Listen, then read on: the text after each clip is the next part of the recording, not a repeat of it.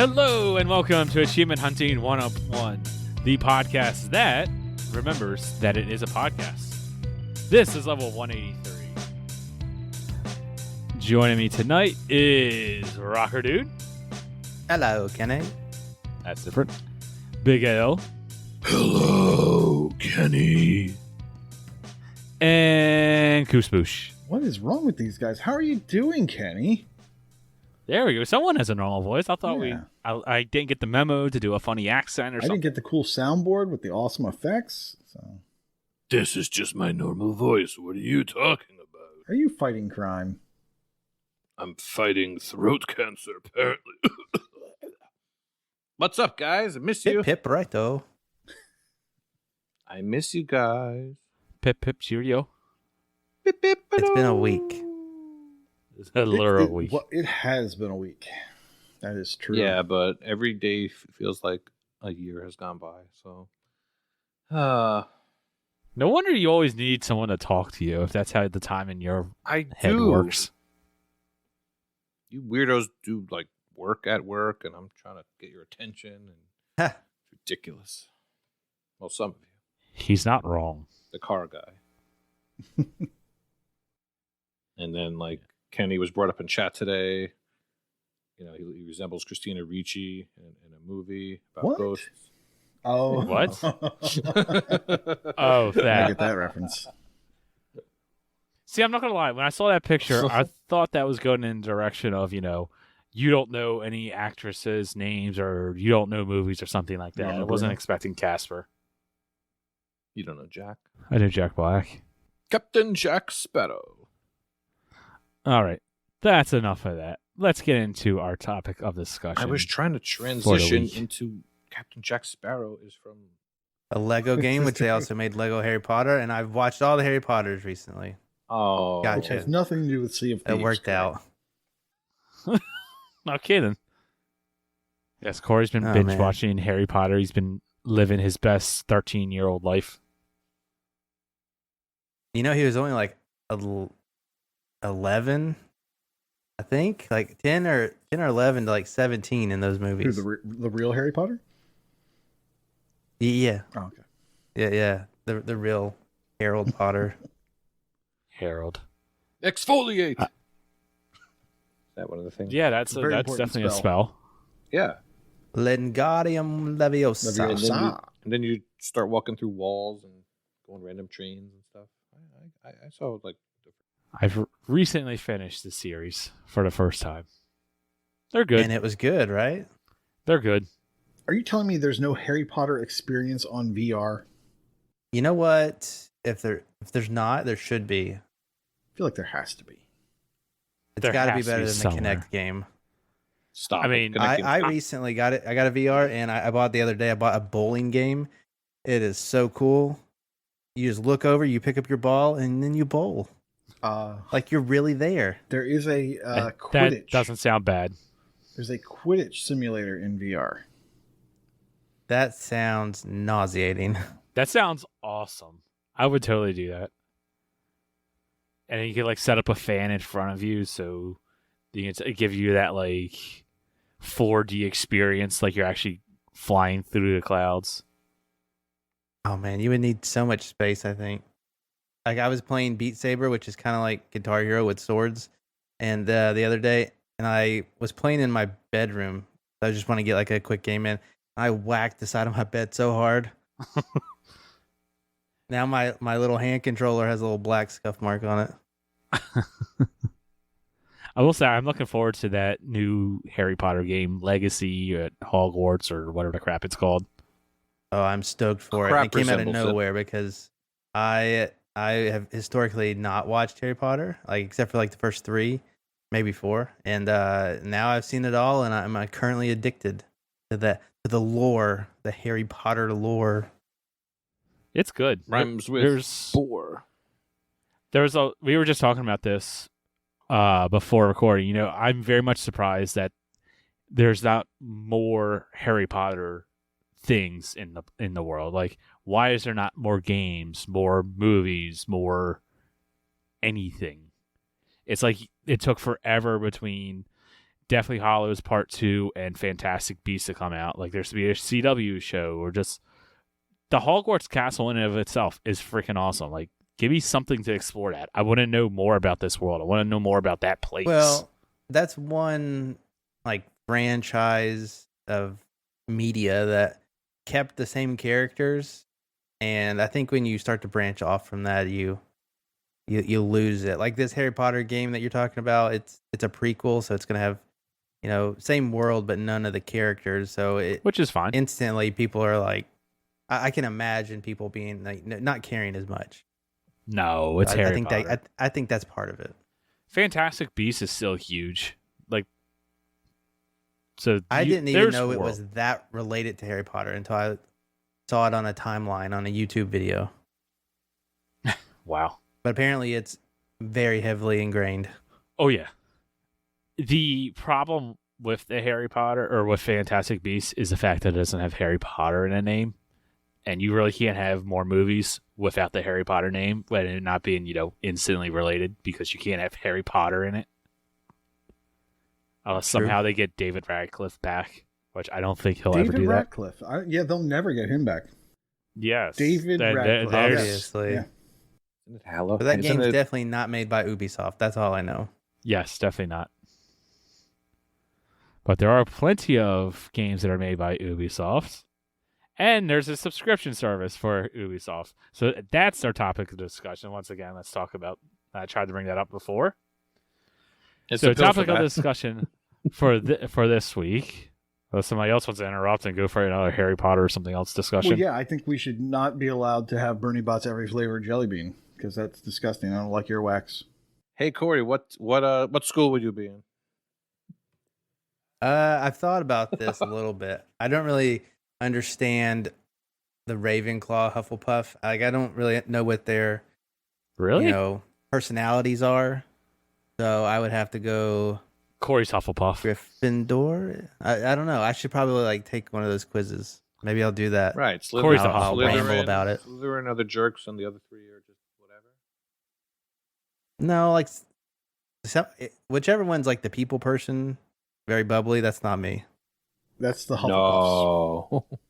So I'm not Hufflepuff. We can get them out. So it's either Ravenclaw or Ravenclaws are the smart ones. I'll go with them. Pretty sure. Yeah, Ravenclaw is kind of like the smart ones. I've always said I would be Slytherin. I'm an ass. And also, I look identical to Malfoy, especially when the movies were new. And when I would go to school, my mom made me slick my hair back. It was awful. So I could have been a stunt double for him. And yes, maybe I'll find an old picture of me and put that and put it in Patron VIP. Better. Do it. Are we done with the Harry Potter talk? I guess. Until next week. Yeah, I might be Slytherin too, because it says you have to be creative and clever, intellectual ability. I mean, I know words, but yeah. I still think you're Hufflepuff.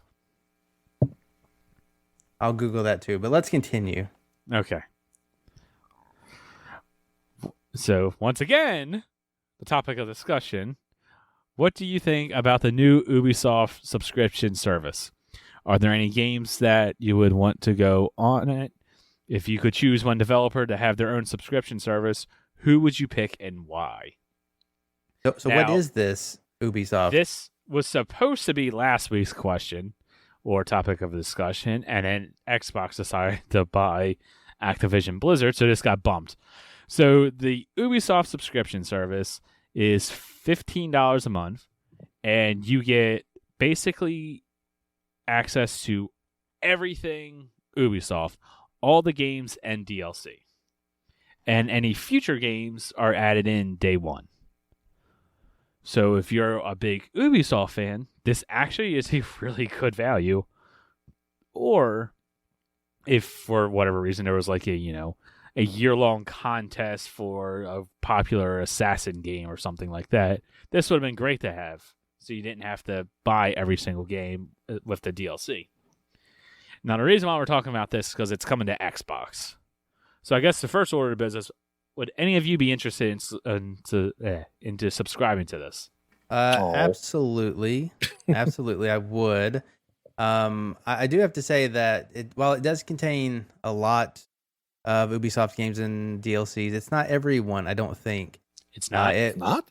I don't think so. I think it's like 85 to 90% there. I did not see Just Dance in there. It'll be okay. So it's the real Ubisoft games. I guess. Anyways, I would 100% sign up for this. Now, I don't know, and I don't think I would keep it as an ongoing thing. This would definitely be piecemeal. Buy it when I know I want to play a game, and I'll say that I'm going to focus on it, and then I won't, but then I'll keep the service going. So it'll eventually be like a year-round thing. But I think what their model is to get you in it and then release a big game like every 2 months, 2 to 3 months. The problem is, I don't know anybody who, every game from a particular publisher, in this case, would fall under their interest. I like a lot of Ubisoft games. I love the Far Cry stuff, love Trials. I don't really care for, Assassin's Creed, any Tom Clancy stuff. So I think I could get by just getting the stuff that I want to play that I also don't want to buy. Because we all know that Ubisoft games go on sale about 2 minutes after they're released. Yep. And so I think this is a good way to get something on the front end. So like Far Cry 6 has been cheap enough, but it hasn't been cheap enough for me to go and instantly add to the backlog. But if the service was around at the time, I probably would have already supported it just to play Far Cry 6, especially now that the DLC is starting to roll out. And we all know that I would have paid for it for Riders Republic, and that would have saved me money. But that's besides the point. And a couple of you guys, patrons, said, Freaky said he can't wait for it to get rolled up into Game Pass Ultimate like EA Play. I don't think that's going to happen. I can't imagine that will happen. We can have that conversation if somebody else has another comment like that. But I think that's a little too much. Like if they took EA Play out and that wasn't even a thing, I wouldn't even care. To be honest, I would not care. This is a little bit more of a service, and it's weird to say like EA games that you can pay $20 to have a 20 or 30 to get a year-long subscription. It doesn't hit the same as $15 a month by itself for a whole nother service similar to Game Pass, which is the same price, but you get a lot less. The catalog is more focused, and I guess quote unquote all AAA. I mean, not all of it is because they have smaller games, but see if it gets rolled up in the Game Pass, I can't see that they would keep the price the same of Game Pass Ultimate. So it could happen, but I just don't see it. I don't see it happening. If Ragnarok, this were to, I was gonna say, if this were to somehow get wrapped up with Game Pass, I could see there being like a discount or like for Ubisoft Plus. So get Game Pass Ultimate for $15, and for an extra $6 a month, get Ubisoft Plus. Probably 10. Now that I can see more feasible. Yeah. Kind of like Hulu another or something. tier, like Game Pass Mega Ultimate. Right. Or the Ubi Game Pass Ultimate. Now we're onto something. Yeah. Okay, I like it. But Ragnarok is famous in the Discord for playing a lot of big games, notably Ubisoft games. He said Ubisoft is his boy, and they can do anything and charge anything, and he will pay for it. So they can't disappoint him, even though he doesn't play Trials. That's besides the point. And then on the complete opposite side, Umple Beast in the Discord said that he's not really impressed by it, mostly because at this point, subscription services are starting to feel like movie streaming. So you get your Netflix, you get your Hulu, you get your Paramount Plus. It becomes a lot, and you don't. I don't know anybody who has them all and watches them all. I have a lot, but I don't watch a lot of them. So he said that it's just getting to the point where it feels a little ridiculous. And if it becomes a part of Game Pass Ultimate, he won't complain. But it's also nothing he's excited for either. I'm sort of in that boat. Like if it's there, that's great. But I'm also fine if it's not, because I know it won't affect Game Pass Ultimate pricing. And like I said, my ultimate play would probably be to get it for maybe 2 months here, 2 months there kind of deal. Yeah, if we were to do like a year of the Ubisoft, this would be awesome to have. And as I'm going through the games library, there's a lot more in here that I didn't realize was Ubisoft, or Like what? games I've completely forgotten about. So like Monopoly is in here. Like Monopoly Madness is now in Ubisoft Plus. Mm-hmm. Deal Scott breaker. Pilgrim. While I don't like that game, wouldn't have had to buy it. Like if I had Ubisoft Plus, that was in here. The game Anno. There's this. I believe this was an easy gamer score game. Transference, whatever. Yeah, it's pretty easy. Yeah, like I had no idea that was a Ubisoft game. So it's like there's a bunch of different stuff in here. It's not just, Assassin's Creed and Tom Clancy. And that's the thing too. Like they have a lot of stuff in there that is PC only. Yeah. And right now, it's actually $15 a month for the PC plan and $18 a month for the multi-access plan, which gets you PC and their cloud gaming stuff, so Stadia and the Luna. So it will be interesting to see if it truly is like $15, even though it's only a couple dollars extra a month. But it's still something to think about. But yeah, they do have a lot of franchises that you might not think about. But a lot of them are PC only at this point. But if they get added to the Windows Store, then that might be an additional benefit. All these new games coming on. Yeah, when I'm looking at the games library, there's 131 results, is what it says. So yeah, there's one that I saw that like there's a ton of these games, and like I just immediately thought of you, but they're called The Settlers. Yep. Yeah, that's all in. And that stuff that's not on Xbox, but that's in Ubisoft Plus. Yeah. So if this could, like you said, if this were to be wrapped up with Game Pass-ish, it's where you can play them through the Microsoft Store, that'd be cool. Or something like that. What about you, El? You got any interest in this whatsoever? On a scale of 1 to 10, I would say 0. But About what I figured. But I do think that if it comes out for Xbox, the list will look different than what we're looking at. I agree. I think we will have the Just Dance games. It'll be okay, and also, Yeah, sure. I mean, that's a big title. I imagine that wouldn't work very well with the computer setup. So that's not. I never even thought about it. Does it even exist on computers? No. I guess people. You Probably can't not. get. I'm gonna look it up while you're talking.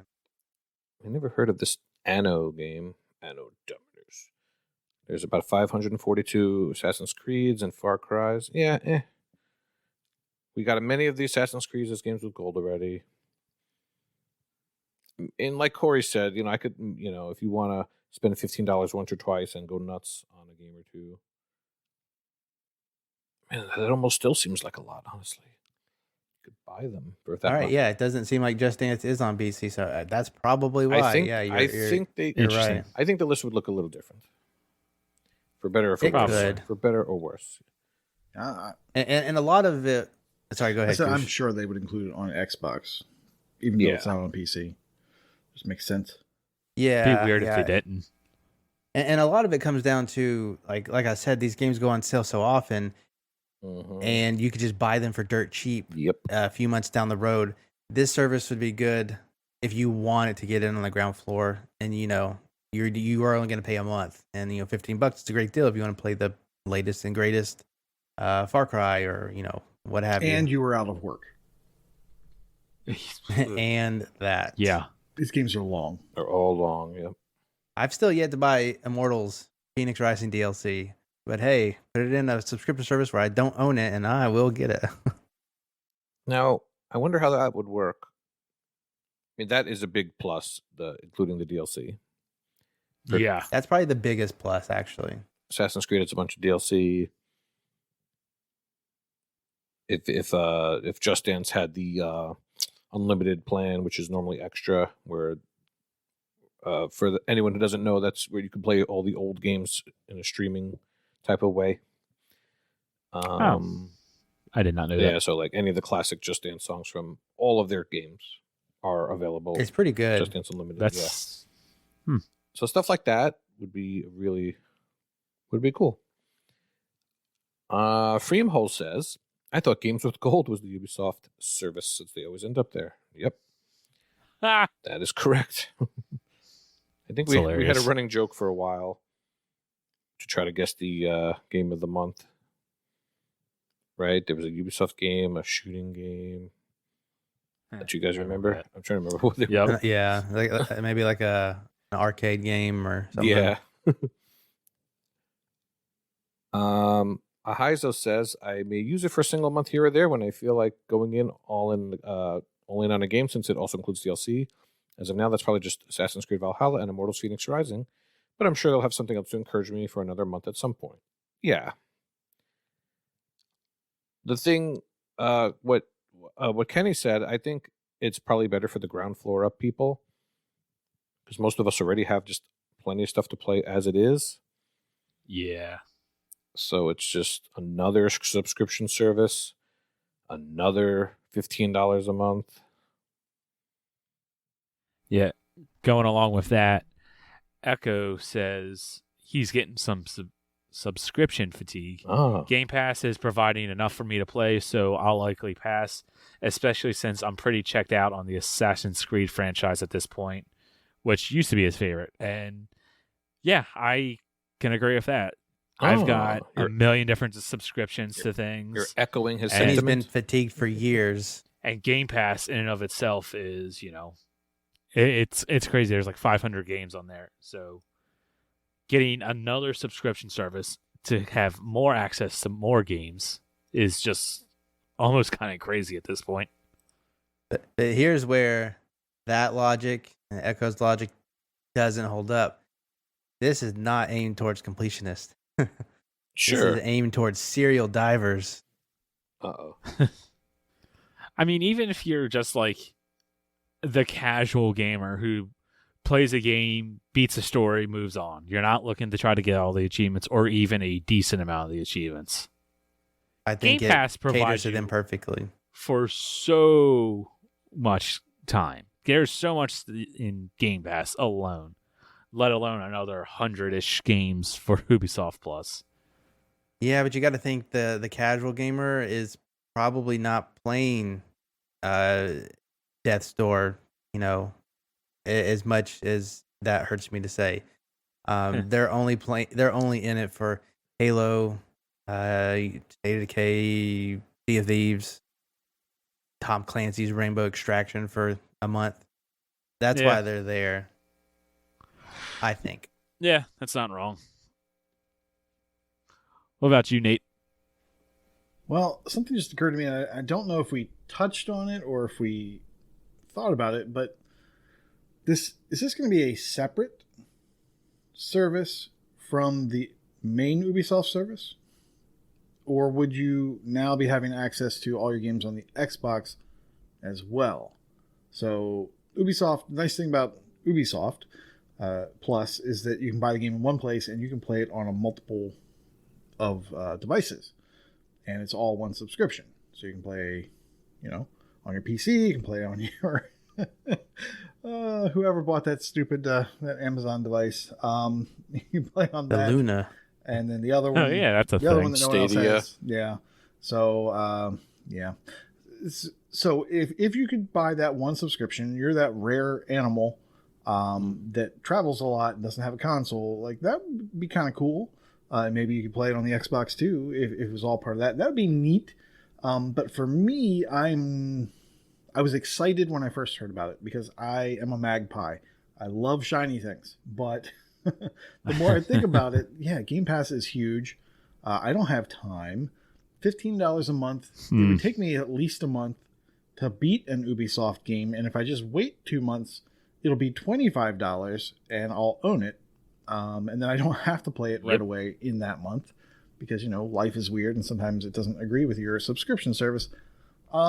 So, yeah, I was really excited at first, but it's not for me. I feel like it's not for a lot of achievement hunters either. And, yeah, like you were saying, it's for casuals or divers or people who just want to test things out. Now, maybe it'd be cool if, like, EA it gave you early access to things. Maybe that would be incentivizing for some people, but not for me. Like the 10-hour trials? Yeah, or like something? EA had the 10-hour trial. You could get in, or you could play it like a week ahead of time, that sort of thing. But the thing about this is, brand new game comes out and then you have it. There is no waiting 6 months. No, that's true, but it's still not doing it for me. Wild West 08 says, I think in the past I would have liked the Ubisoft subscription. I agree. I buy the games late now for around $25 for the gold edition, so probably not worth it. If it gets rolled in the Game Pass tier, I might subscribe to it. Dinoman87, who's new to the Discord and is a patron, I believe, right? Yes. So welcome. I probably won't subscribe to it because I pretty much own 95% of their library already, but I welcome it to others. Sabin Rothschild says, I'm a nope on additional subservices. I'm fine with Game Pass as gold is wrapped up and the deal to transfer was too good to turn down. I don't see the point in more than one unless I'm running out of content. Very unlikely. Or it offers something distinct beyond, i.e. beyond just more games. And Smegohead, which is, who's that? Lego Head. Yeah, I was going to say. If it includes all DLC, then I might sign up for a couple of months. I think it does include all DLC. I'm pretty sure it does. When I get a clear schedule and just batter all the latest. DLC is too expensive for me. Assassin's Creed games and that Greek god one that KooshMoose and his daughter like. Yes, that's Immortals Phoenix Rising. It's still amazing. The DLC is huge and long, and I have not gone back into it aside from the very first piece of DLC. I need to get back to that.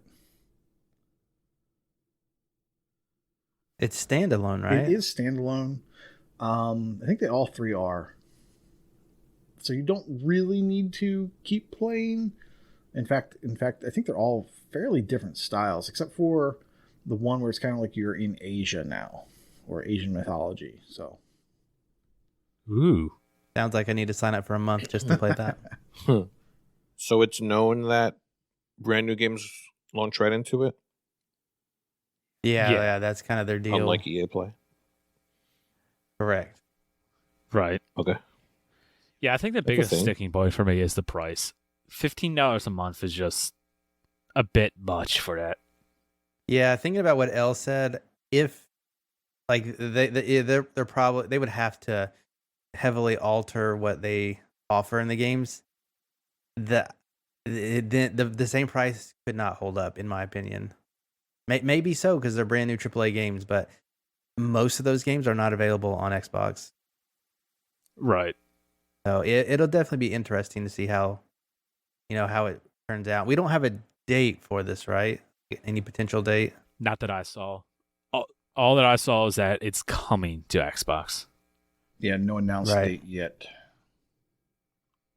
So they're probably still working on it. And even like what Elle was talking about, maybe they are trying to figure out how to reconfigure the list. What games do we actually add to this for Xbox? Because I can't imagine games like Anno is coming.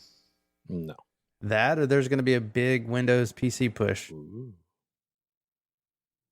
See, if they made a game like Anno exclusive to the service, I can bump my mic there. If they make a game like Anno exclusive to the service, that would tempt me.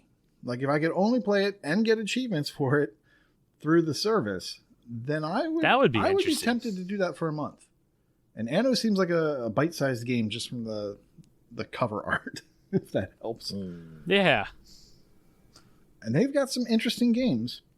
I mean, if you look at the Ubisoft Creative Labs or whatever they called it, their artistic games were amazing. I really like those, and I wish they would go back and do more of them. If those were on the service and you could get achievements, I'd definitely be down for them. I mean, heck, even if some of these smaller experiences didn't have achievements and they were worth it, I'd consider it for a month.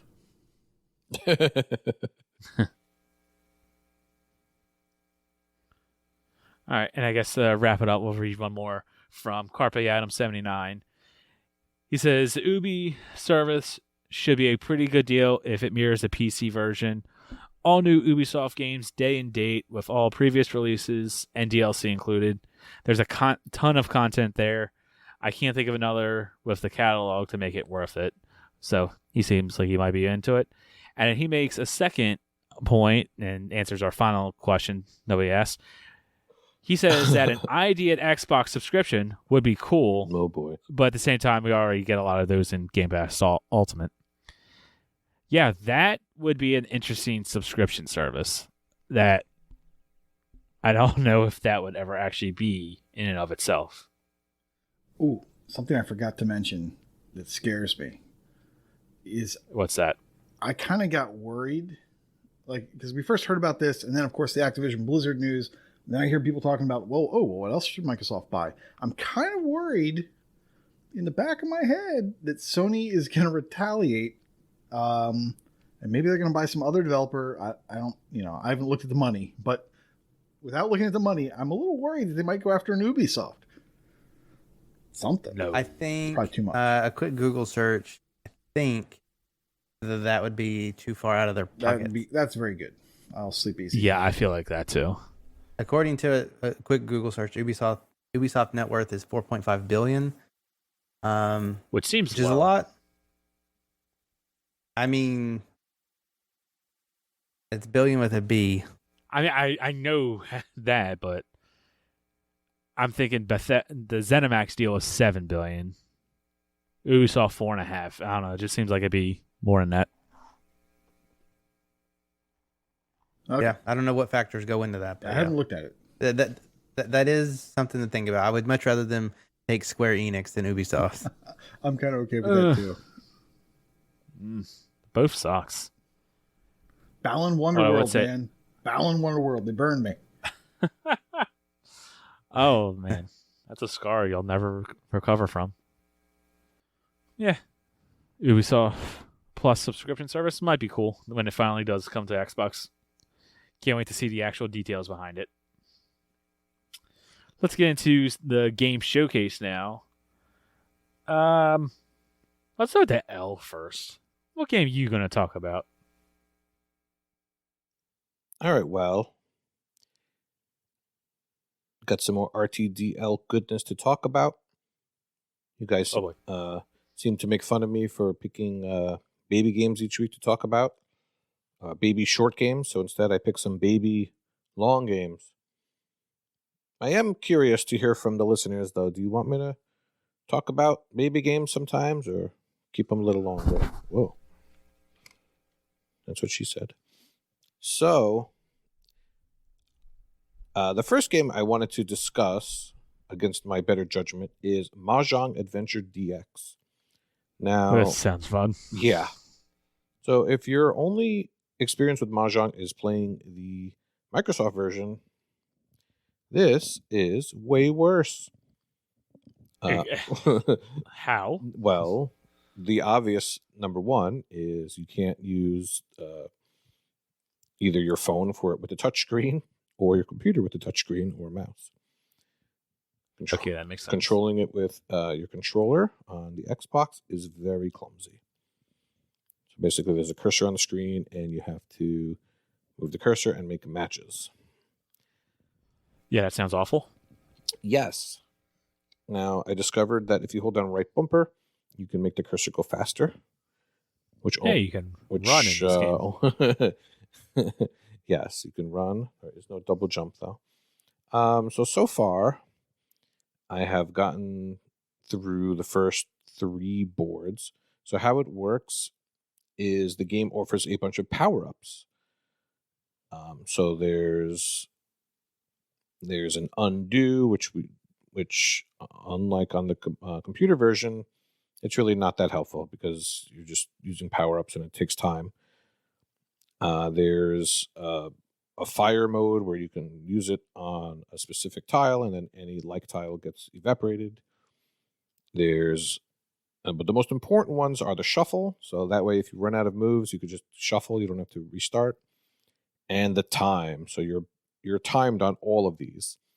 And That sounds awful. The objective is to get gold medals. So you need at least a bronze medal to move on to the next level. But the achievements are for getting gold medals. And you need up to, I believe, 45 gold medals. And there are, let's see, math. There's 7 worlds times 9. So there's that many. So you only need to gold the first 5 worlds. So there's 18 left that you don't have to. So there's a little wiggle room there. So basically, after each level that you get a gold, you get money. And then you can buy the power-ups.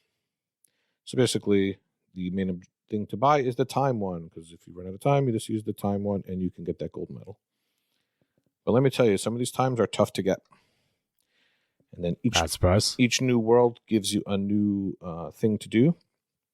So the second world gave some blocks that you can't flip. And then the third one gave, oh my God. So the third world gives you upside down tiles. That's what I'm trying to say. You have to flip them over like memory. So you have to remember where they are. So you can't even see all the tiles. So it's a real pain in the butt. That sounds even worse. Yeah. So the interesting thing about this game is that it actually, I mean, if you're good at this stuff, it has a really high TA. It's worth almost 1,800 TA. So if you're looking for something that, on the plus side, my wife has been helping me with this. My son's been helping me with this. Michelle helped me with this. So they were all like pointing at matches on the TV to try to make it go faster, because one person, it's just, well, especially when it's me, I could barely tell which tiles you're allowed to do. But yeah. I don't even know how to play Mahjong. In its basic form, you're just matching tiles, but you could only click on ones that are quote unquote free. So they have to be like to the side. They can't be touching something on the left and the right of it. Yeah. Okay. It's basically a matching game. Mahjong. The other thing that worries me, I was perusing the forums, and they said that then there's one entitled 6th Board Achievement Issues, in which they completed the 6th board and they did not get the achievement. So you're really selling this game. I know. I am selling this game. I'm not always going to recommend a game. I'm just going to talk about it and showcase it for everyone. Yeah, so I'm anxious to report whether this happens to me. If it happens to me, I'll be very mad, because these people seem to have deleted their data and have to start all the way over to get through the 6th and then get to the 7th. So, I got another selling point. Once you're almost done beating the game zooms in on you, and while it's zooming in, it's basically moving your cursor around, and it's very jarring and confusing. So it just moves around. So yeah, I'm actually probably can't recommend this one unless you really like Mahjong and you really like puzzle games. This came out a lot later than I expected. I thought this was like an old 360 arcade game. This came out in December 2020. And if you look at the title, Mahjong Adventure, I'm like, wait a minute, is there like a story? DX. DX, yeah, it's deluxe. It's no, all it is Mahjong. 7 boards, nothing fancy. Is there at least like the boards are the same every time you load a level? Nope. No, you can't cheat. Oh, it's even worse. No, you can't. Oh my God. You cannot cheat. As a matter of fact, there's a couple things that I had to learn the hard way that I came up with some tips myself. So as soon as you start a level, you'll see the timer just starts immediately as the tiles are loading in. So I learned that if you pause it right away, the tiles will load in while it's paused and the time won't go. So you save about 5 or 6 seconds just by pausing it. which is very silly that you have to do that. So anytime there's any animation comes up, you pause it, and the animation will still go while it's paused. So yeah. Great game. Trying to see if anyone on my friends list has it done. Yeah. Without 8 looking people. mental night, I bet. No. OM Jesus, an ace from our community. And of course, Smirnoff has it done. I even have more TA in it than Redemption Denied does. So that tells you.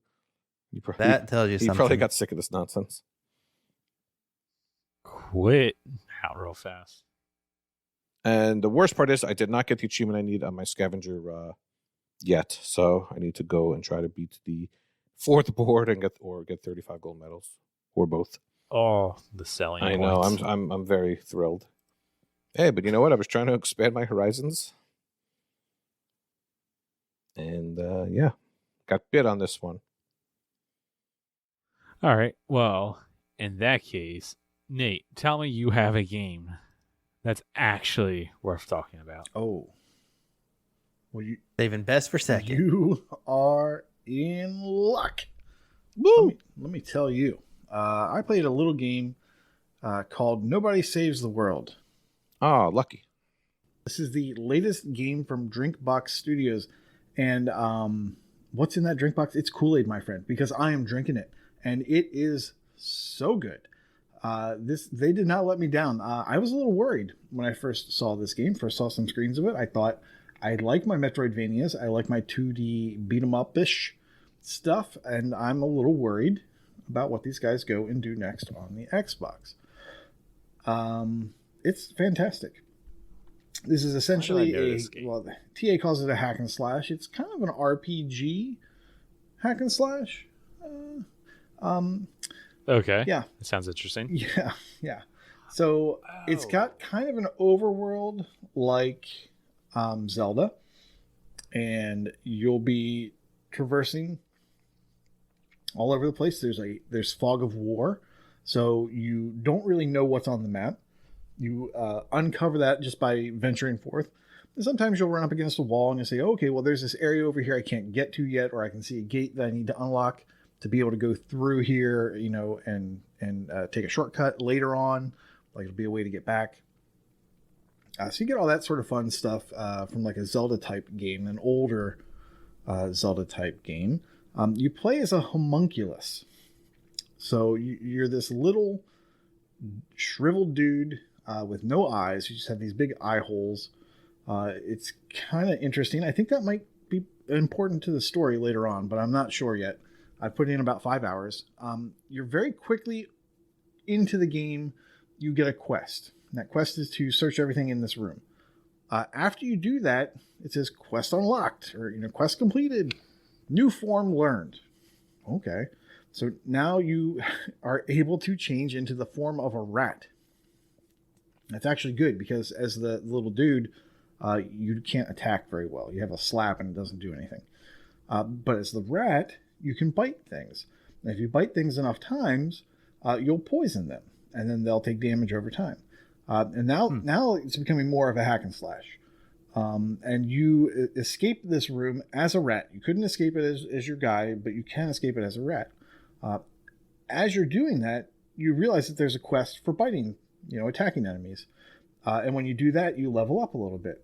And then you get new quests based off of that, like infect so many enemies. Okay. And then after you do that, you basically level up. You go up a grade level. Every one of your forms has a grade level, I think, from F to A. And as you progress up the chain, you unlock a new weapon, a new attack, or a new passive ability. Those passive abilities could be things like, adding a damage over time effect, or adding this other type of effect that allows you to do sharp damage or blunt damage, or damage over time, these sorts of things. And the forms that you can take are weird, very Drinkboxy, just crazy kind of stuff. It starts off, okay, little dude into a rat into a knight, or into a ranger at the same time. From there, things get... That's very random. From there, things get weird. Also, from the rat, you can become an egg. So Okay. yeah, it's weird. Very It's random. weird and cool. The way to level up in this game is by doing the little quests that you get for each form. So it's not go kill, I killed 100 guys and now I've gone up a level. And now next level I have to kill 150 guys and then I go up a level.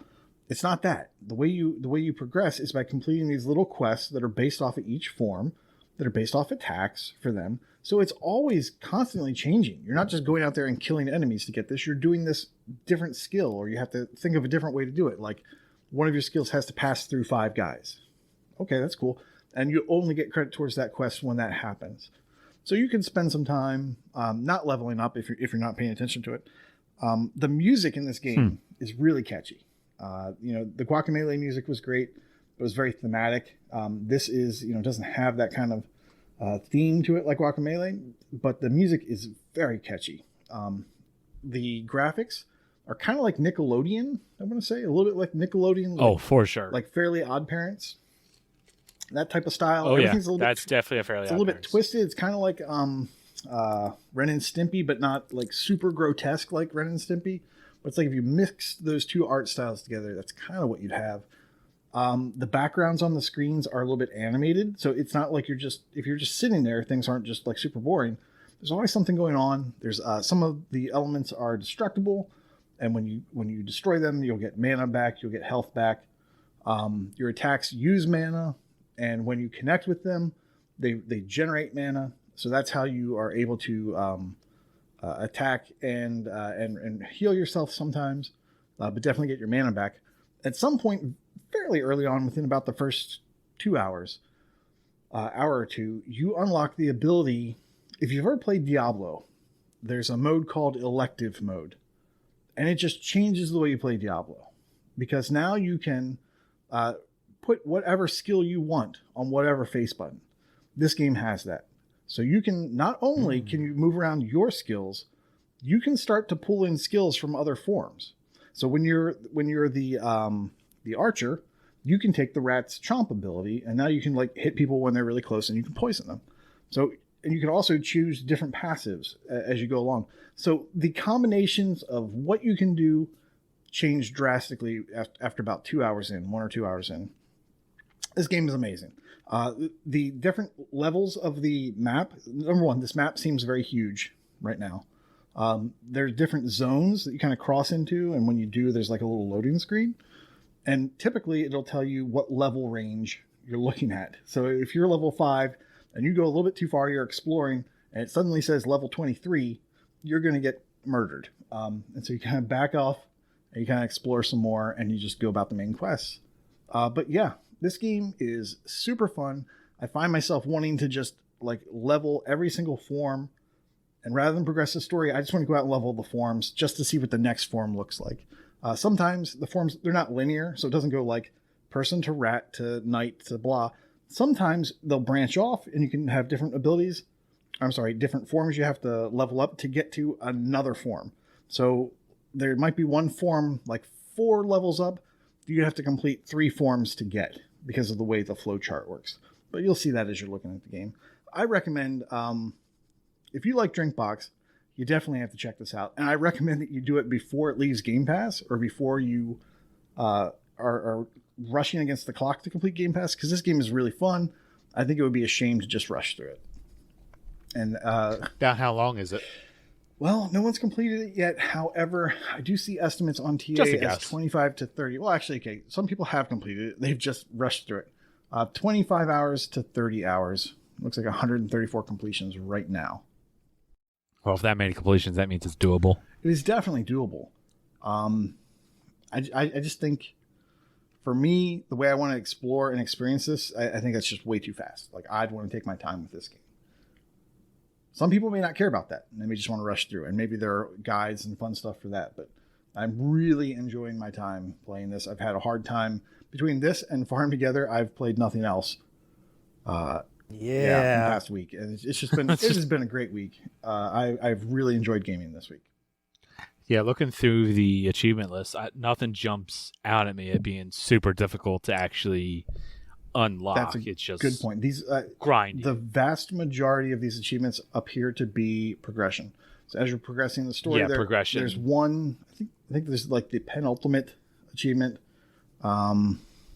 No, I mean, there's some stuff in here that I don't understand what it means, but I'm sure if you read it, it would click. So the next, because it just seems like a progression. the next to most difficult achievement is achieving max rank on all forms. So that's taking all of your forms: the rat, the archer, the knight, the buff dude. There's a buff dude. It's awesome. Like he bench presses people.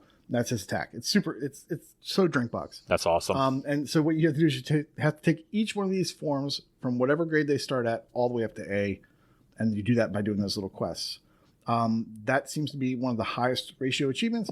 And the next one is defeat the calamity in New Game Plus. So yes, you do have to play this twice unless there's a code. I assume that the second playthrough is much faster because if it's a New Game Plus, you're probably going to start with all of your forms. That's my guess. I don't know. Right, and That would make since you have sense. to do that anyways, that's probably going to help you rank them up too. That's true. Yeah, if you beat the first one Yeah. and you play through and you can keep adding, yeah, that's possible. You may have said this. I missed it. Did you beat the story yet? Oh, no. Or are you still going? Oh through no, Okay. I've gone through a few dungeons, but I really am just getting sidetracked. I'm really enjoying my time unlocking all these forms and just seeing their new attacks and seeing what the next form to get is. I was just wondering, since you have to beat it twice, how long the game is, but Yeah. One of the there's a really interesting form, a horse, and I'm just like, how can this be fun? And they make it fun. They really do. The horse has its main attack is behind it, so it does like a little mule kick, right, or a horse kick, I guess. But you have to attack enemies behind you, and that makes it really weird. There's a nice mechanic. that's weird. There's a nice mechanic in terms of direction when you're attacking. That if you hold the right trigger, it'll lock the direction that you're facing, so you can keep strafing that way and firing. It works really well for the horse kick because you just kind of like turn your back towards an enemy, you lock it in, then you can just go and spam them as they get in range. So, but yeah, I am so excited to see what the other forms that they have. And you know, I could go see that on the internet, but I'm having so much fun just discovering it. And the humor is there, typical Drinkbox humor. This is a great game. I has questions. Shoot. You said the game has humor, but does it have Easter eggs the same way Guacamelee did? Not to give away anything, but like any like artwork in the background that might be something. Not at the same level. I haven't noticed anything myself. Okay. So it's not like no, not the same way. Okay. So that means when you play it, you'll go through and Yeah, you'll find stuff. it. Maybe. Like, Nate, you're an idiot. And I'll be like, yeah, we knew this. It's clearly Juan's head upside down on the wall over there. I am curious to play it co-op, of course.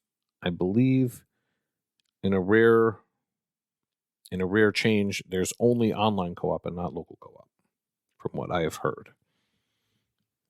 So That's Yeah, weird. I just learned Yeah. today that it has co-op, but I'm not gonna be able to explore that.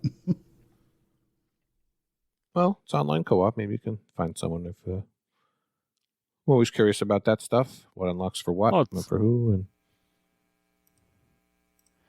It's Game Pass, so I'm sure somebody will be willing to, if you so choose. yeah. There are no achievements for I- that as far as I'm. I aware. am excited to try Not it that I saw. at some point. I'd recommend you do it soon. Give yourself some time.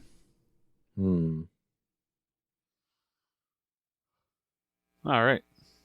Nobody saves the world. And yes, Kenny, it's $25. Would I pay full price? Even though it's on Game Pass. Oh, Yes, I wasn't I going would. to ask. And I'm about to press I that wasn't going button. to ask. Uh-oh. I knew you would. I'm about to press the button.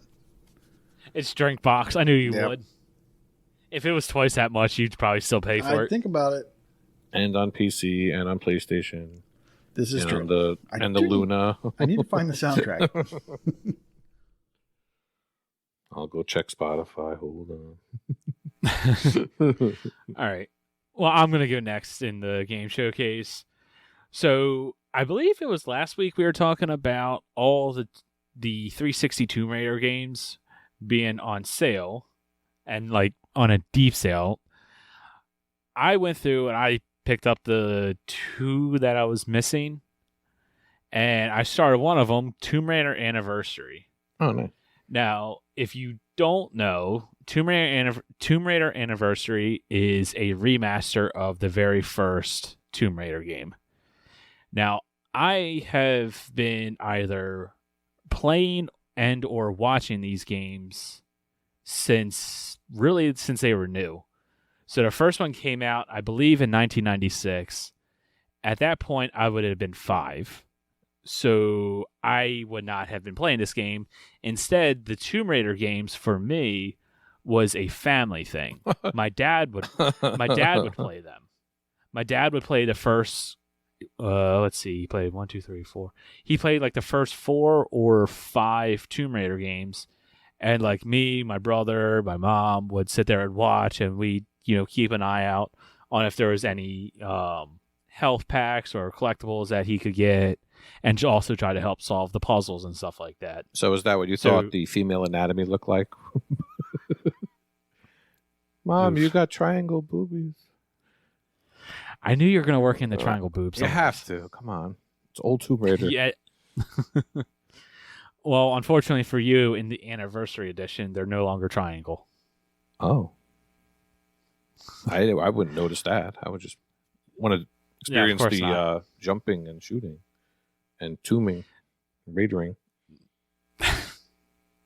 So, loading this game up, as soon as it got to the main menu and the music started playing, I immediately got a big smile on my face. The nostalgia was hitting back. Hearing that music, wow, I haven't heard in 15, 20 years. It automatically took me back to that time when I was a kid playing this with my family, and it's so nice. I'm really enjoying this. This is probably going to be one of the games I try to complete for the 2022 Tomb Raider.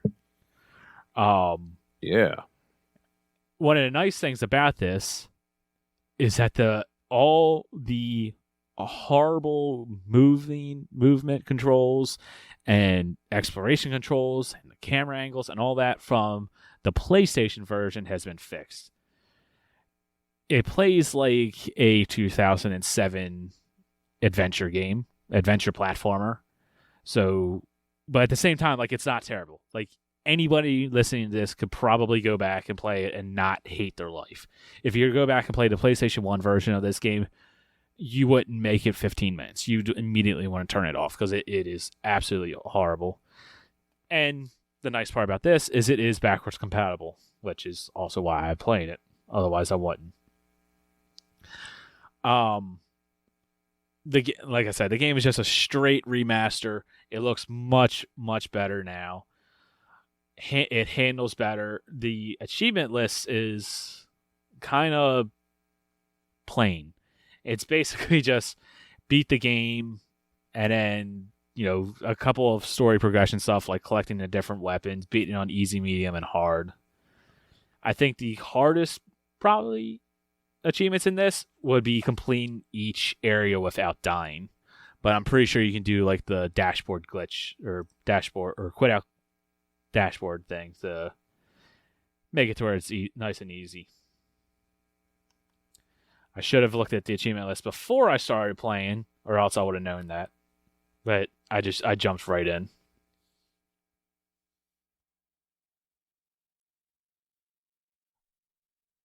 Yeah.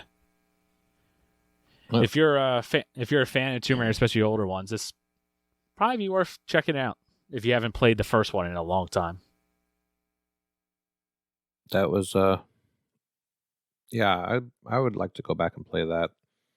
I mentioned last week that Tomb Raider Anniversary is listed as well as DLC for Tomb Raider Legend, I think, and that's just weird, but it's also its own thing. Yeah, and they're all the Tomb Raider $3 right now, but by the time you hear this, they won't be anymore, but they'll be back to $3. Yeah, they go on sale quite often, so it's not that big of a deal. So yeah, Tomb Raider. Good. All right, but yeah, the Tomb Raider series, they've always had special place in my heart. I've always really, really enjoyed these games, so being able to go back to them is awesome. I would love for a couple more of the PlayStation 2 era games to get remastered, be able to go back to them as well. But I doubt that will actually happen. All right. I did some research for Nate. Oh, goodness. The soundtrack to Nobody Saves the World $7. is on Spotify. Oh, I don't know how much it $7. costs. I don't pay for that. And it is by Jim Guthrie. So it's not by the same person that did Guacamelee, but he also did the soundtrack to a game called Below that you also have on your tag. So there you go. Yeah, I think it's a very different style, but yeah, I'll check it out. Yes. All right. And Corey, what have you been up to? All right, so I picked up a game. It is a little newish. I think it came out in December, and it's called Castle on the Coast. Now, I know you guys are interested to see this because I included some images and whatnot from the game. I've been staring at them. It's a very psychedelic, bizarre kind of game. It's definitely colorful. It is a 3D collect-a-thon game.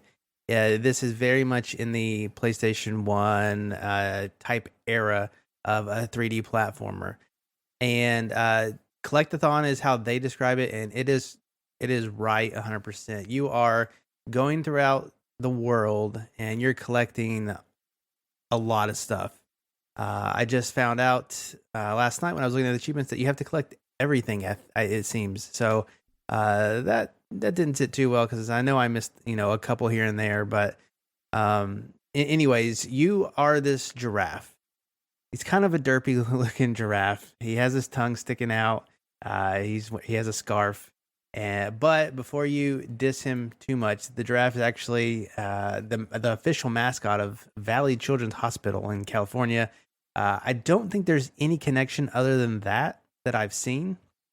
But you come to this castle, the castle on the coast, and your story begins as you meet some kids who are like wizards. I did not know this had anything to do with magic, and it just happened to come in the midst of Harry Potter month for me. Nice. But they're like two mean kid magicians who don't like the others, and they're going to cause terror. And it is your job to go and kind of like fight them. And in order to get to them, I'm still playing the games. I haven't beat it yet, so it could be a little off. In order to get to them, you have to find the 4 keystones in this world. And so that's kind of where the story picks up. And it is your job to go and find these worlds and then get the key. And most of the time it ends with some kind of big challenge room. And that's all fine and dandy. The problems with the game come in the form of its gameplay. It does not direct you where to go. The things that you're collecting, you'll notice as you go throughout the map that you'll see a door that obviously has one of the symbols on the items you're collecting and a number. So you have to get so many of those to kind of progress and go further. There are people and things encased in ice. Those seem to be related to costumes. I did pick up a costume that was a scuba suit, and I noticed that this has underwater sections, and I was losing air. And I noticed when I put on the scuba suit, I didn't have to do any, oxygen management. So they actually do serve some purpose, but you're going to be collecting everything anyways. I believe all those costumes are part of that. The absolute worst part about the game is can be described in one word that you don't ever want to hear with a platformer, especially a 3D one, and that is the word floaty. This game is very floaty. You could probably tell if you look it up. Just a very quick video will kind of show you how colorful the game is, but it will probably also encapsulate how a little janky it is. I haven't determined yet like whether it's like a recommend or anything like that. I don't think it's a terrible game. Definitely fun for kids, but I could see them getting frustrated with some of the platforming sections. So if you have kids that are into that, maybe look into it. It's a very kind of cute game.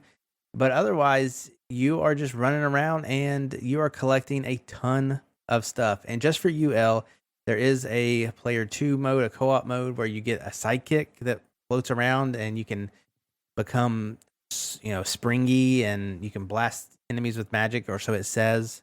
I don't have any 2 players to try it out with, but You got but yeah, two daughters. Get a bit to this. Come on. they are playing Paw Patrol Mighty Pups for me. They don't need to.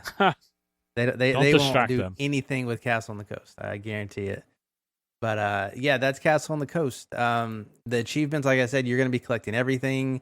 Most of the other stuff's going to come from just the story that you're beating the games. But just kind of getting all the collectibles, finding all of the costumes and unlocking them, as they say. And then just a couple of miscellaneous ones. Like I have no idea how this relates to it, but driving a car into the library, reaching the highest point in the castle, little miscellaneous stuff like that. People have it logged in as actually, I don't see a time on here. I thought like 6 to 8 hours was in my head, but I could be a little off with that. But yeah, it's kind of like a retro 3D collectathon type game. By any chance, have you looked in the settings menu? I mean, I usually do when I first load up a game, but I didn't see anything that stood out. I was watching a clip while you were talking. Apparently, there's an invincibility setting. That probably wouldn't be Don't that much tell 'em of that. a help. Like I've only seen one kind of enemy, and like it's super easy to kill them. You have 4 hearts, and if you there's like checkpoints pretty regularly, so I don't think that would actually help that much. But I might turn it on. All right. So yeah, Castle on the Coast. It's kind of weird. It's worth a YouTube look, but otherwise, it's different. I mostly played it for the goofy giraffe mascot. Of course. R.I.P. Toys R Us. All right. Well, let's. Oh, his name's George, by the way. Close to Jeffrey, but not really. They did that on purpose. All right. Let's get on to So what some was that? sales. Castle on the Coast. Castle on the Coast.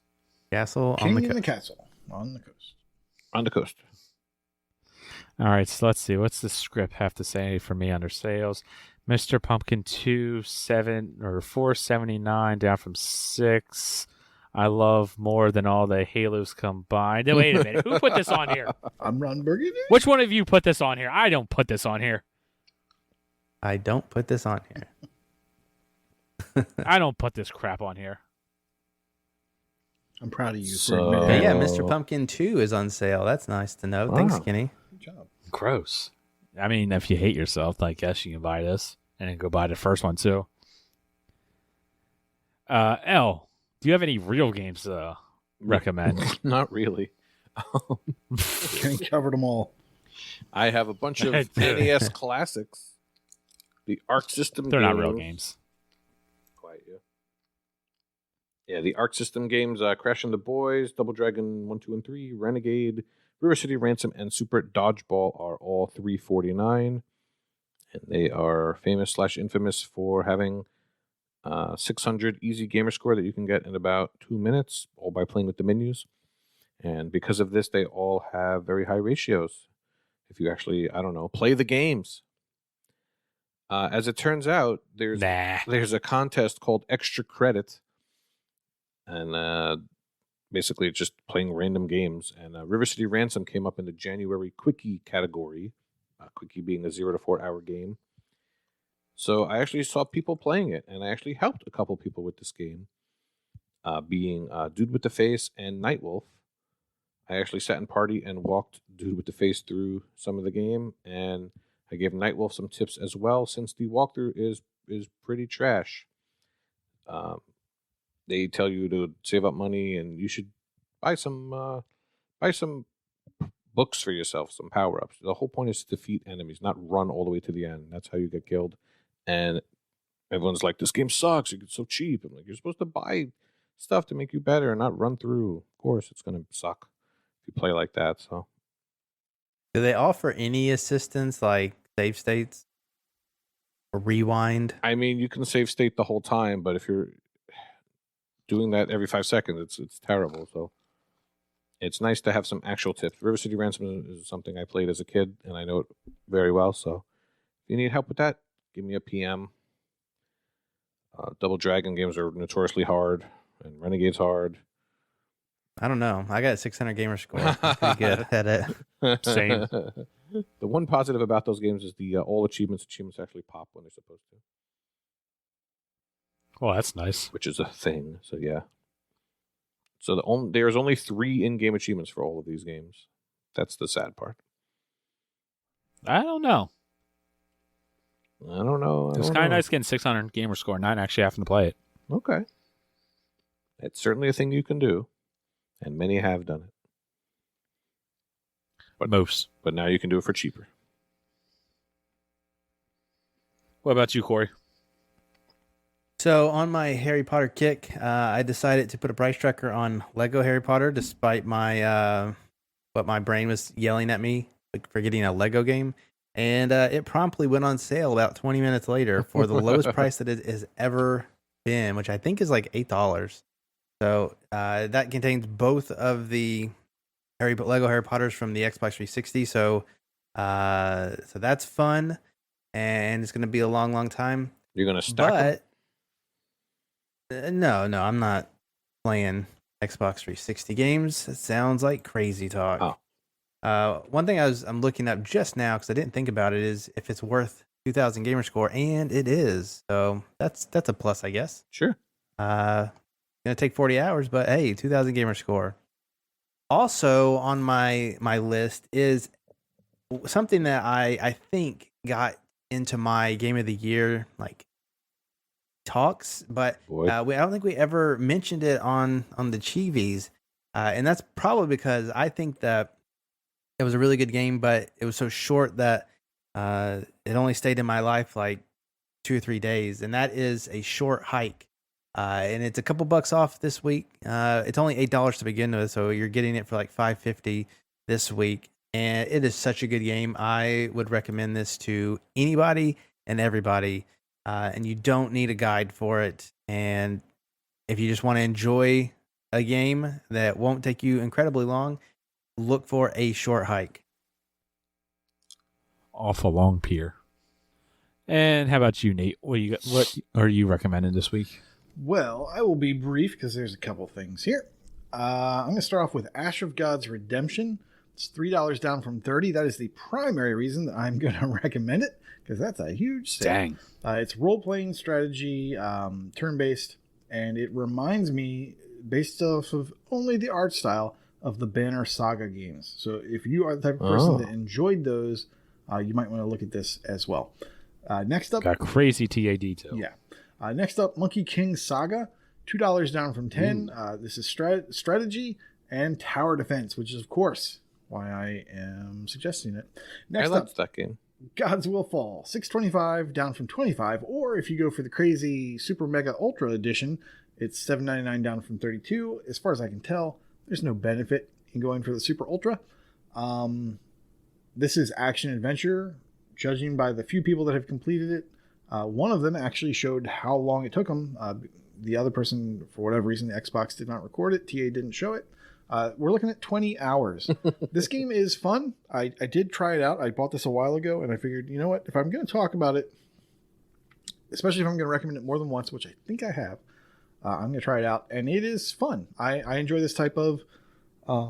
it's kind of hack and slash, but it's a little bit challenging. It's a cool little thing where you have a party of characters, and each one of them is a little bit different. Let's say 8 or 10. You can only use one of them at a time going through a level. If you die in the level, that person is lost in that level. If you complete it with another person who has a different skill set, then you will free them. And that's pretty cool. Pretty cool little thing. I see that Waka has purchased this, so I hope to suggest that he play it and well, not challenge him, but tell him to play that earlier, sooner rather than later, and maybe he'll talk about it in depth.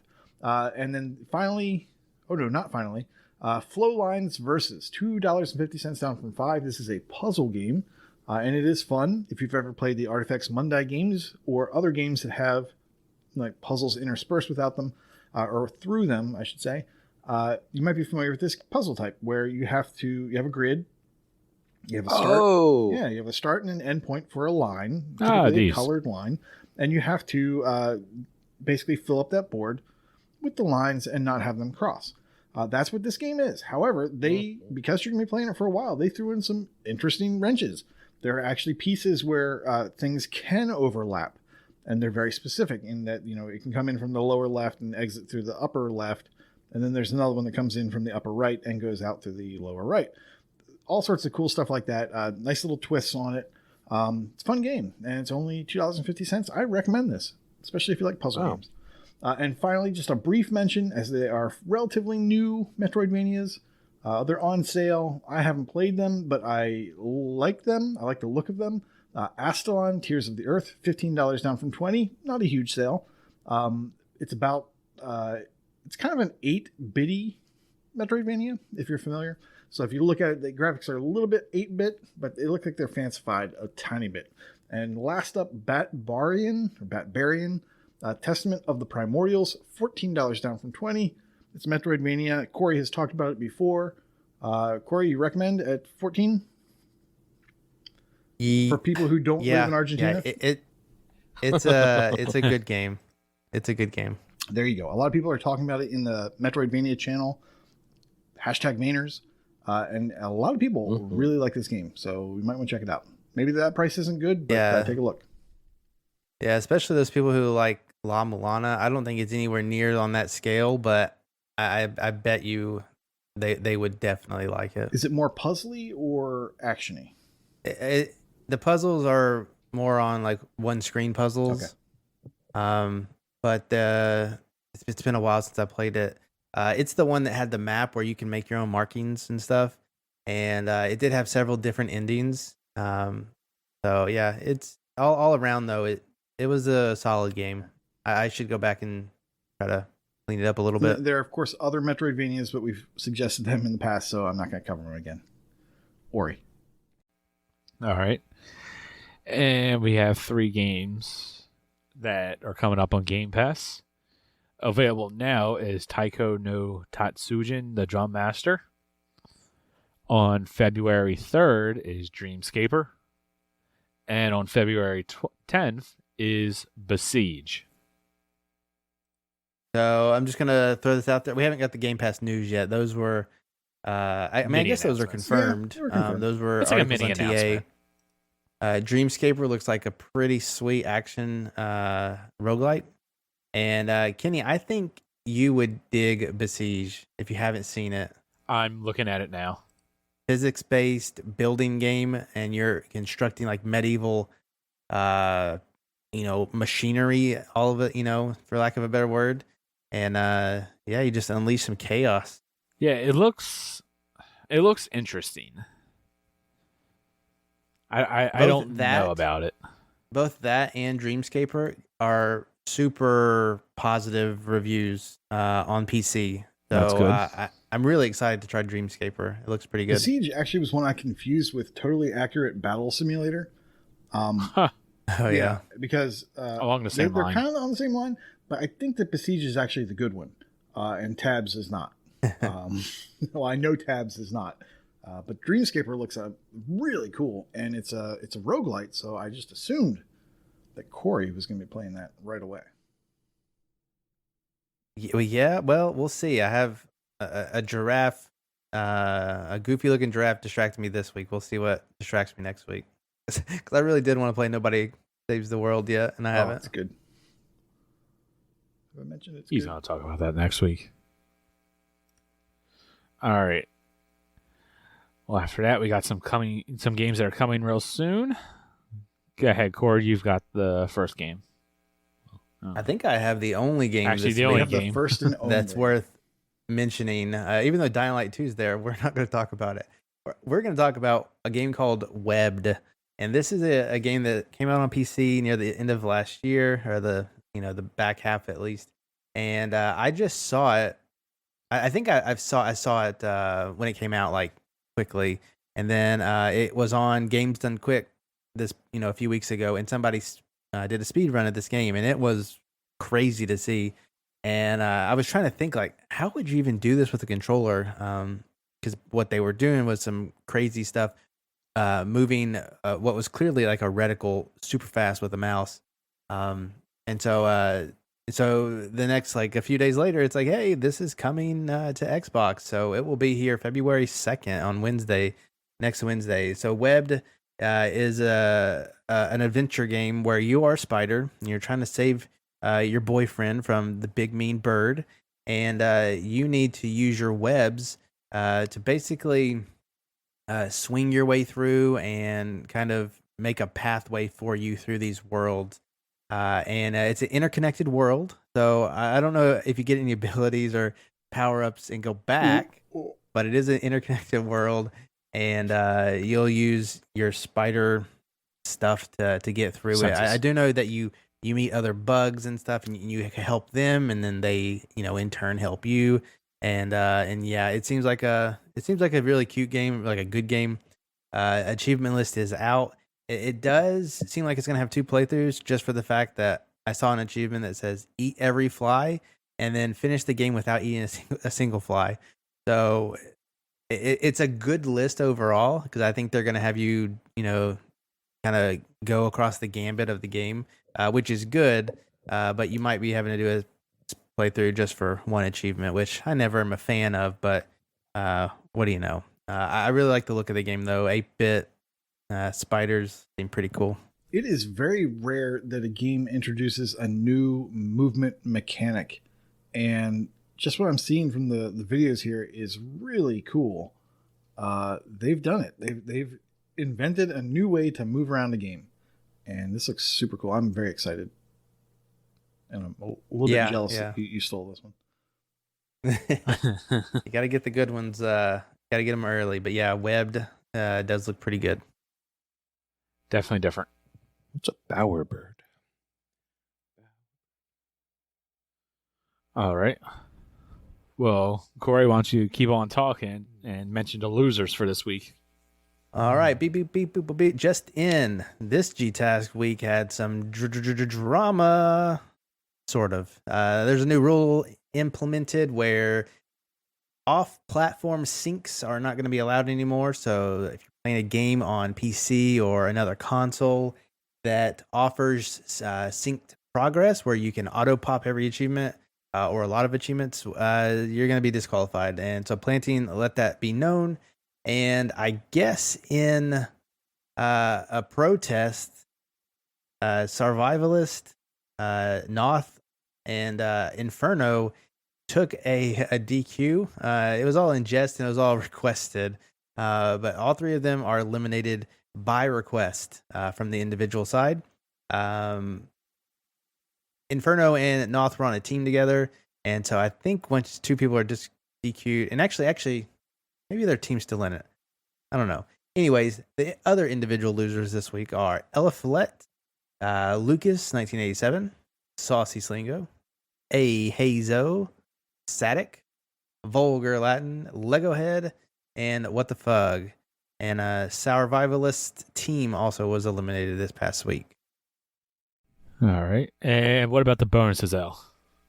All right. The solo bonus is called Easy Cheesy, worth 500 TA, and the period having unlocked at least 5,000 gamer score. All right. Old school. Team bonus is called No Cheese Allowed. Oh, wait a minute. Worth 1,500 TA. End the period with each member having unlocked no achievements with a TAD less than 10. What? Well, good luck with that. They basically cannot start any game. Right?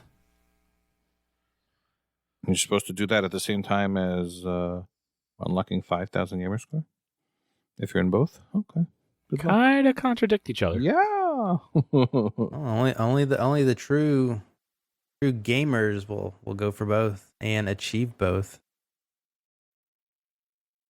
All right. And Gamertag Challenge, Nate. Yes, Gamertag Challenge is a little thing that we put on where we're trying to, or we're challenging you to spell a patron gamertag. And this month it is Gymbot UK with a wildcard game. Any new achievement in a Pac-Man or Trials game is worth 1 bonus draw. And the bonus category is and action. Achievements in action genre is 1 bonus per achievement, limit 1 per game. If you have any questions about that, what is that? Go to the GTC, the Gamertag Challenge channel in the Discord, and we will talk it up there. Next week is the first week of the month, and that's when we'll be announcing our new Gamertag. It's fun. We get to do that live. It's not very often we get to do that. We will also be tabulating the scores, so you're going to be on point this month. I think it would be cool to do it on the same show. So we're going to try that, I think. Hey, Nate, I have a question. Go ahead. Is it me? Hold on. It is never you. It's written. Damn it. Yeah, sorry. Okay.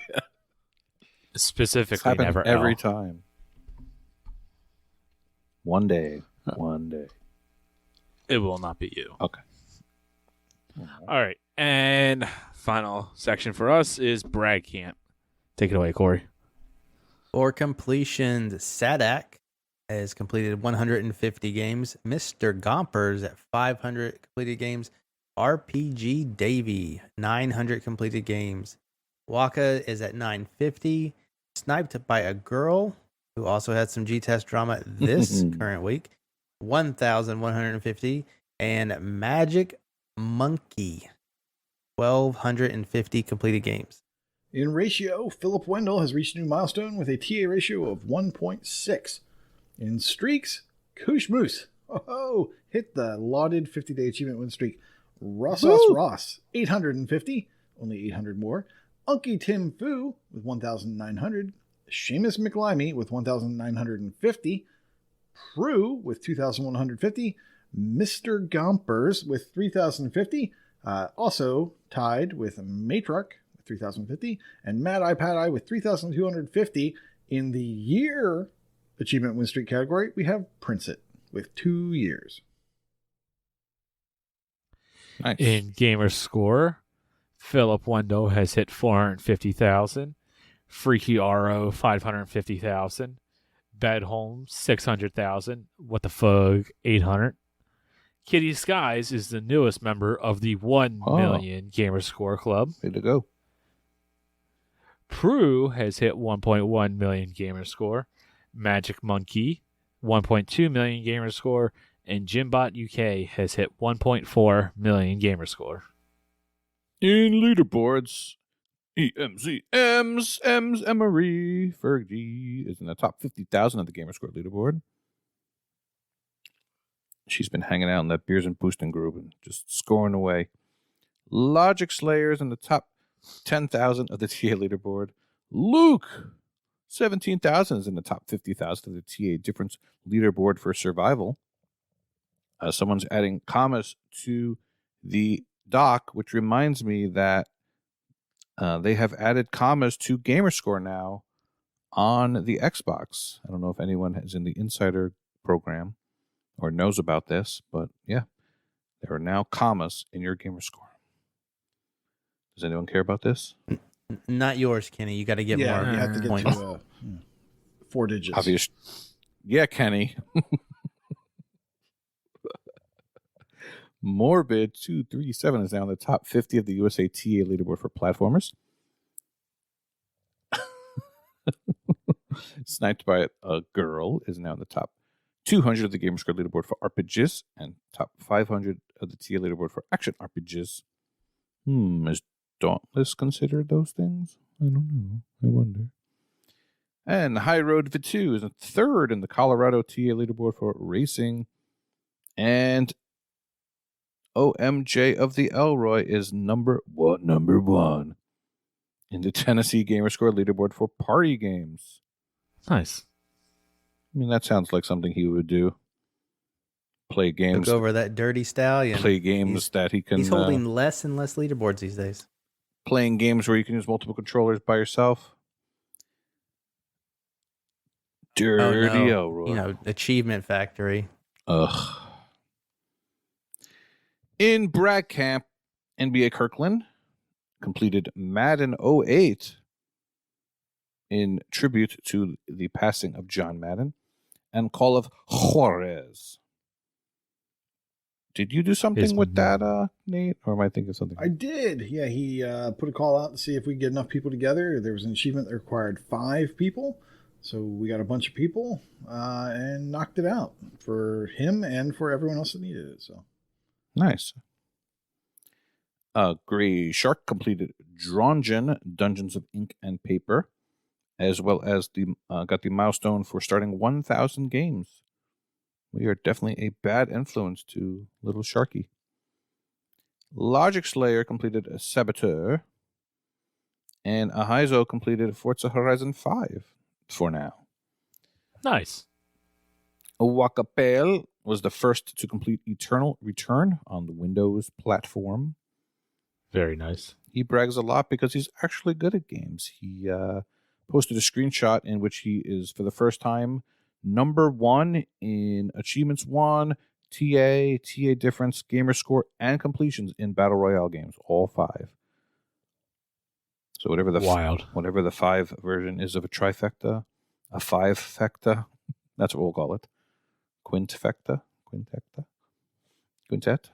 I don't know if he plans on talking about it, but I know this Eternal Return thing was like a big team effort as well. A lot of people, I don't know if you had to dive the game or if you could play it without getting on your tag, but I think a lot of people jumped in. I saw, I don't know, it had to be like 10 people in the voice room in Discord. And I think they were all in there trying to help Waka get first. Nice. It was nice to see. That's cool. I'm sure he will submit something for it either this week or next week. Waka Waka. So congrats to all of our Brag Campions. Please tag me. Somebody tag me. Anyone. So I can. Al really wants you to talk to him. Even if it's not related. I don't care. The Whatever. podcast. You could tag me in food and drink. You could tag me wherever you want. Just not Von Coin. That's not real. I got a book there last week. Is that still a thing? I was just joking. Yeah. what, books? Yeah. Yeah, exactly. A book. Books? They do a lot of gift cards these days. Really? Yeah. That's good. Damn it, Kenny, you just tagged me in food and drink. You just told me to. I know, I did. At least post a picture of a taco by your crotch or something. Jeez, get with the program. Do something. He wants me to. I get yelled at. I don't do something. I get yelled at. I'm happy you about just it. can't please him. I'm happy about it. All right. Well, that will do it for us this week. As Nate was saying before, we will be having our live show next week. So please be sure to tune in to Twitch, twitch.tv/AH101. While you're there, give us a follow and a subscription. If you want to get in some boosts or join the community, discord.io/AH101. You can send us a Twitter tweet on the Twitter at Achievements101. Subscribe to our YouTube, Achievement Hunting 101. And if you're able to, we have a Patreon, patreon.com/Achievement Hunting 101. Helps keep all this going. I just wanted to give a quick shout out to Saucy Slingo and tell him not only do the Patriots suck, but Brady sucks too. He's out of here. Suck it, Saucy. And also the overtime rules are fine, Kenny. The Bills gave You're up. wrong. Give up. You're wrong. Did you watch the game? I was screaming. That game was awesome. 13 seconds left. They should have held them. Come on. Bills deserved it. They deserve to lose. They should change the rules. Damn it. They should absolutely change the rules. Yeah. To what? To what, Corey? If it's a tie, then Yeah. nobody wins. There you go. Now they should. Game over. All right. They should just call it a draw. Call it a and let the other team get a bye. All right. I like that rule. Who's your favorite wizard, Corey? So you and I have something to talk about. I don't. The Washington I'm not that Wizards? big of a nerd. You like McGonagall? I think he was trying to talk about Harry Potter again. McGonagall. I can tell you, I don't like that Umple person. Oh Little wow. Beast. Not Umple Beast. The one. But the lady who wears the pink. Who's the one? Yeah. And the Umbridge. the second Umbridge. Dumbledore Dolores sucks, Umbridge. right? Not McGonagall. Right, Umbridge. Corey? The second Dumbledore sucks. The actor. I couldn't tell that it was a different. Stop actor. it. They're completely I different. couldn't. Oh. The movie magic. I don't work. know, but it's kind of got me wanting to watch Lord of the Rings. Oh. Yeah. But I need to ask you, Same. Koosh, do I need to watch The No, Hobbit you do first? No. Okay. Watch You none I watch thought it of was a in- prequel. You watch them in theatrical As release long as order. you've read the book, you do not need to. Okay, you're making some big assumptions there. Yeah, you can go straight to the movies. The Lord of the Rings movies. In fact, I'd recommend it because Who if you knows? watch The Hobbit, which was produced after, the special effects are going to look worse. Yeah, but isn't it a prequel? It is. Don't you always what? watch the prequels first? No. You don't have to. No. Even Star You don't have Wars? to. No, because You, prequels. you watch them in order of theatrical Right, release. because Yeah, prequels release will give you nods to things that you've learned already in the non-prequels. Exactly. Right. But then Yoda gets better looking, and it doesn't matter. That's a personal thing, I think. Yeah, the puppets are better than the CGI. Everyone knows that. Yeah. Yeah. Everyone knows The that. pre- Frank Oz knows that. The prequels are the best. I had the right accent for once. I think. I think you're trying to make me angry. You didn't like me I when could I'm tell. angry. I'm very much trying to make you angry. We clearly need a team building event where we watch Indiana Jones 4. The I'm what? down. Oh, there's a new one coming out?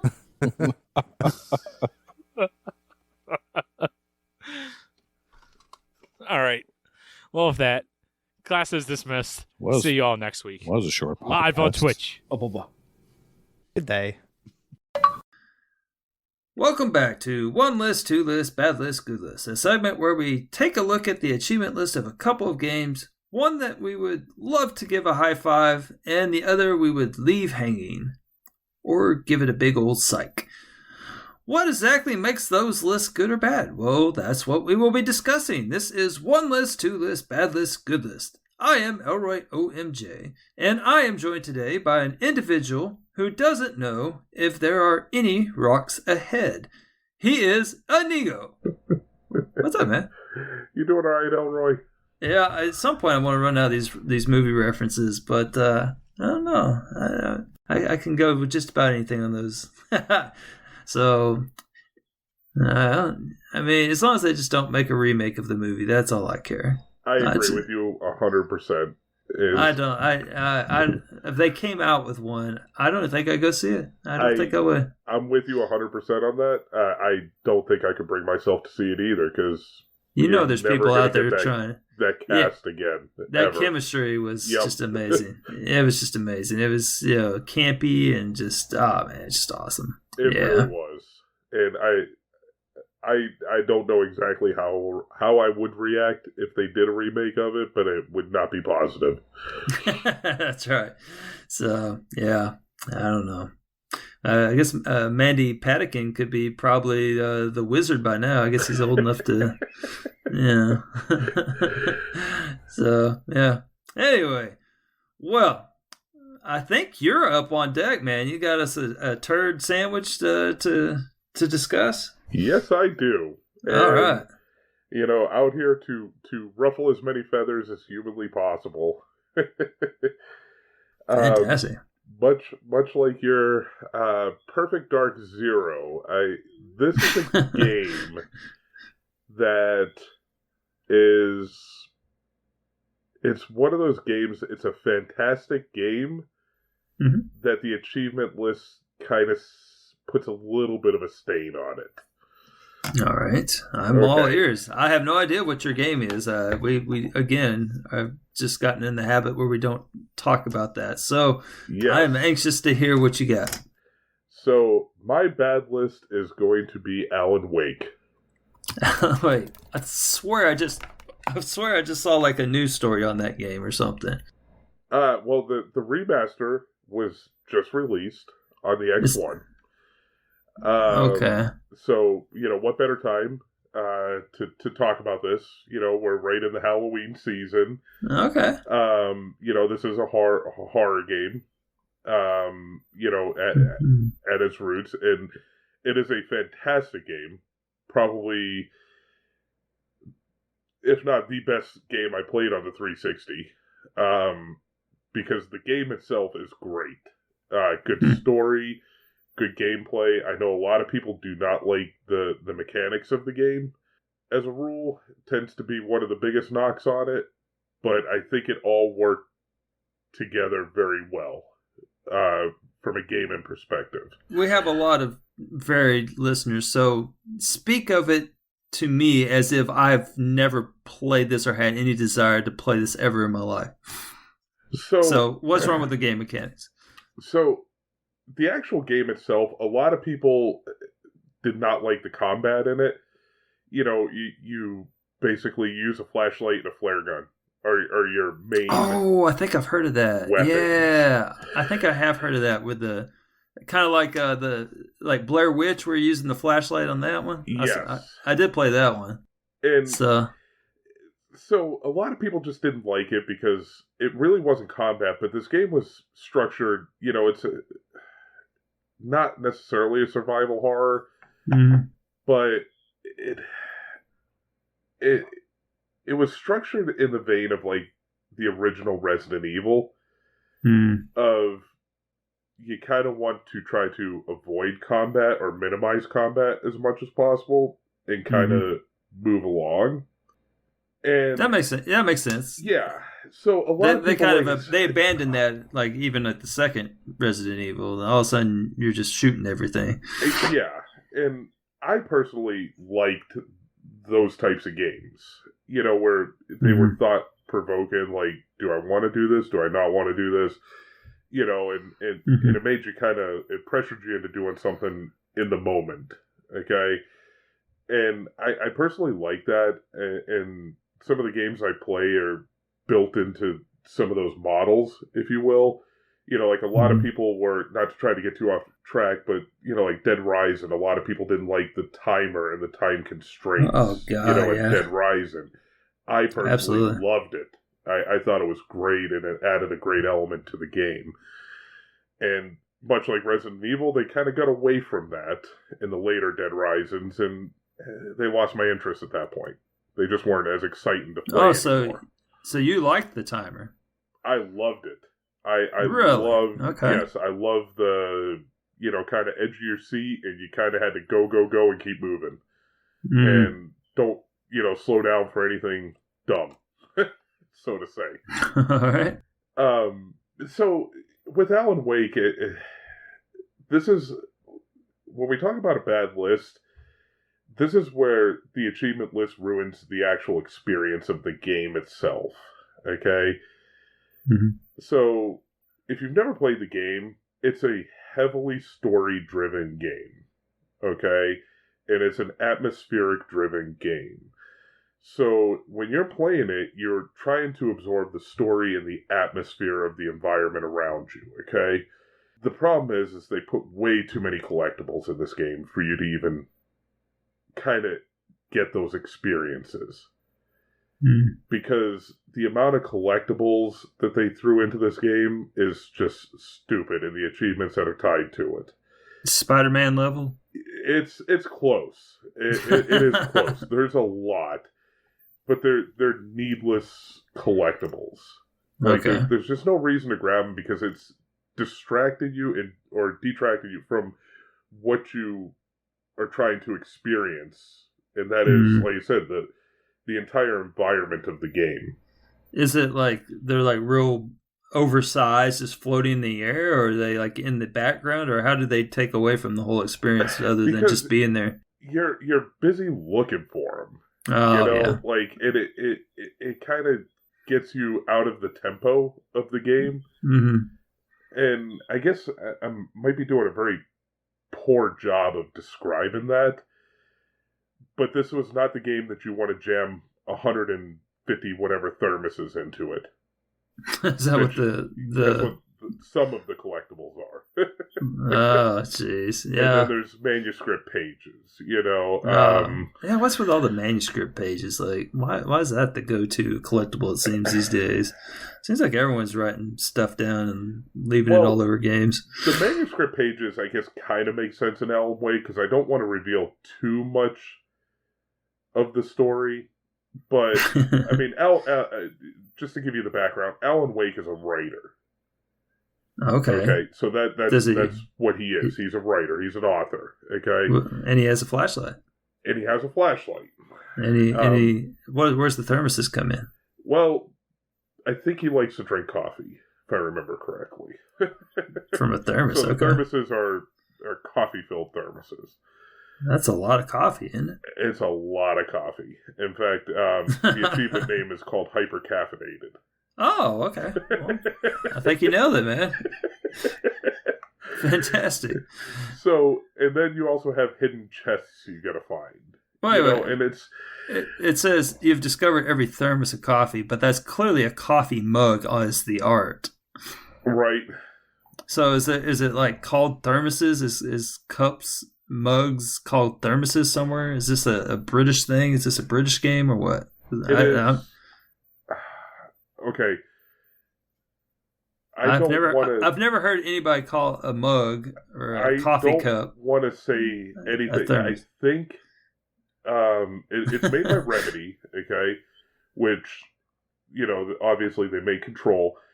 And I want to say this is probably not going to be right. So somebody's going to, you know, you can yell at me and curse me all you want. But I want to say that it might be a Swedish company. I think Sam Lake might be Swedish. Well, it's not marked with the Canadian tag, the CA on there, so it's not a Canadian release, so that's good. So apparently he is Finnish. Sam Lake is Finnish. Finnish, okay.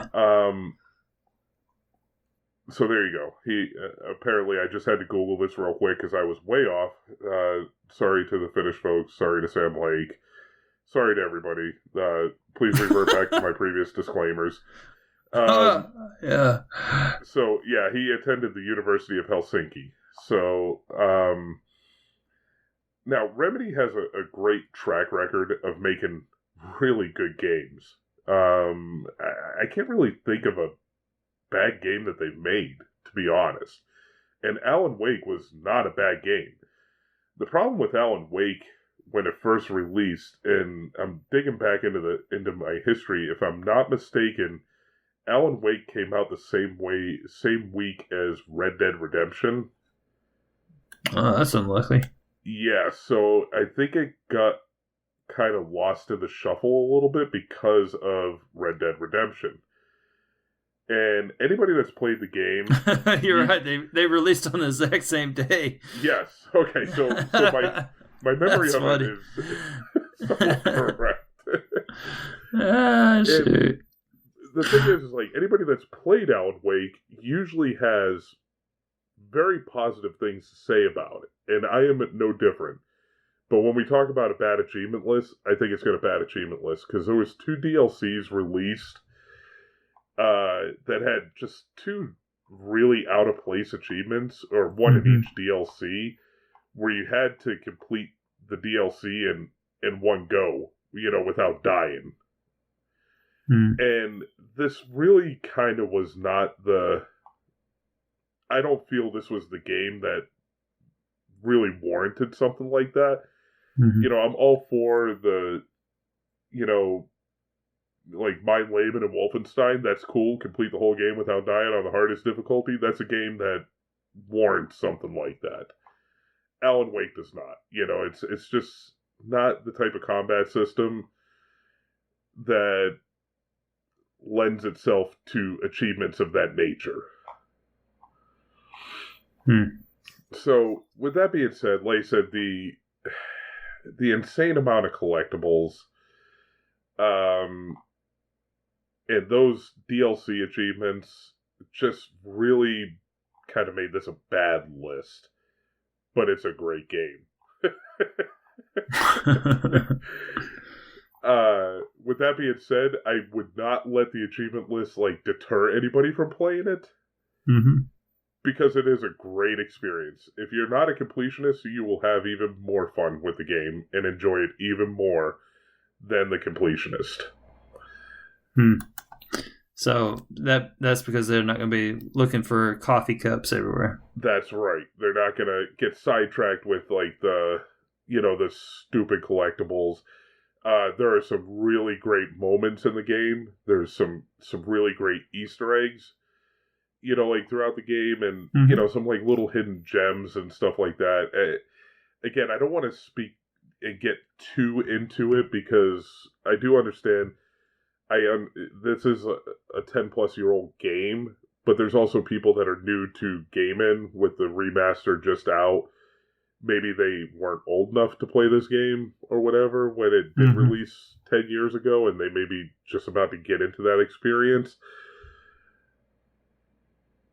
So I don't want to, like I said, ruin too much about what's going on, but it just has some really good moments, and the story is very well written from top to bottom, like any Remedy game, really. So, again, don't let the achievement list deter you from playing this game. I'm just going on record as saying it's a bad achievement list. It would have been funny if they had released this remastered on the same day Red Dead Redemption 2 came out. That would have been really funny. The irony, right? They should have definitely have tried to do that, but oh well. Missed opportunity. And I've purposely held off on starting the remaster. I plan on starting it on Halloween Day. Oh, that's cool. Because it's going to be my little Halloween experience, I guess, if you will. Good game to play at nighttime. Turn the lights off and turn the audio up. Get you a set of headphones on and get lost in the world of Alan Wake. Well, cool. Well, I've never played it. Never really had any desire to play it, but maybe I will. I don't know. I will recommend this game to everybody, but it is, like I said, the achievement list will make the completion. It's not a difficult completion. It's just it could ruin the experience if you go for the full completion. I mean, I survived flashing flashlights at things and Blair Witch. I guess I can flash flashlights in this. If you put yourself through Bomberman, I think you owe it to yourself to play Alan Wake at this point. I don't know, man. I don't have a lot of free time now because there's certain 750 pound gorilla in the room. The 750-pound gamer score gorilla. Yeah, freaking man! I hate that game. Anyway. Well, let's talk some good stuff then. How about? Yes. All right. Now, I'm presenting this in a kind of a different way. I'm kind of giving a tease to it to kind of build the interest of it. All right. So rather than just come right out with it, I'm going to paint a picture, if you will. All right. So bear with me. So all right, bring it on, Bob Ross. All right.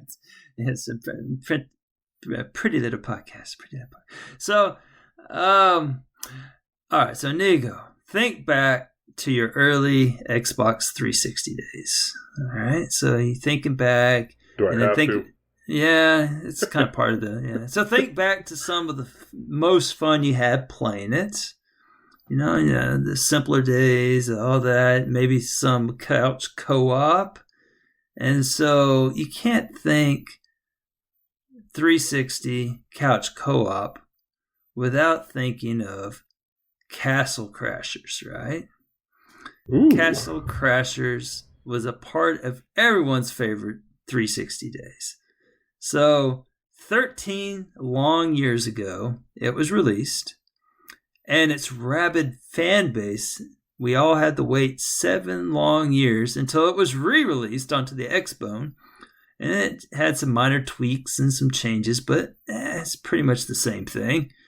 So, no sequel to Castle Crashers until about 3 years after, when Pit People came out, to which people said, what the hell is this? This isn't Castle Crashers sequel. Why can't you give us a sequel to Castle Crashers?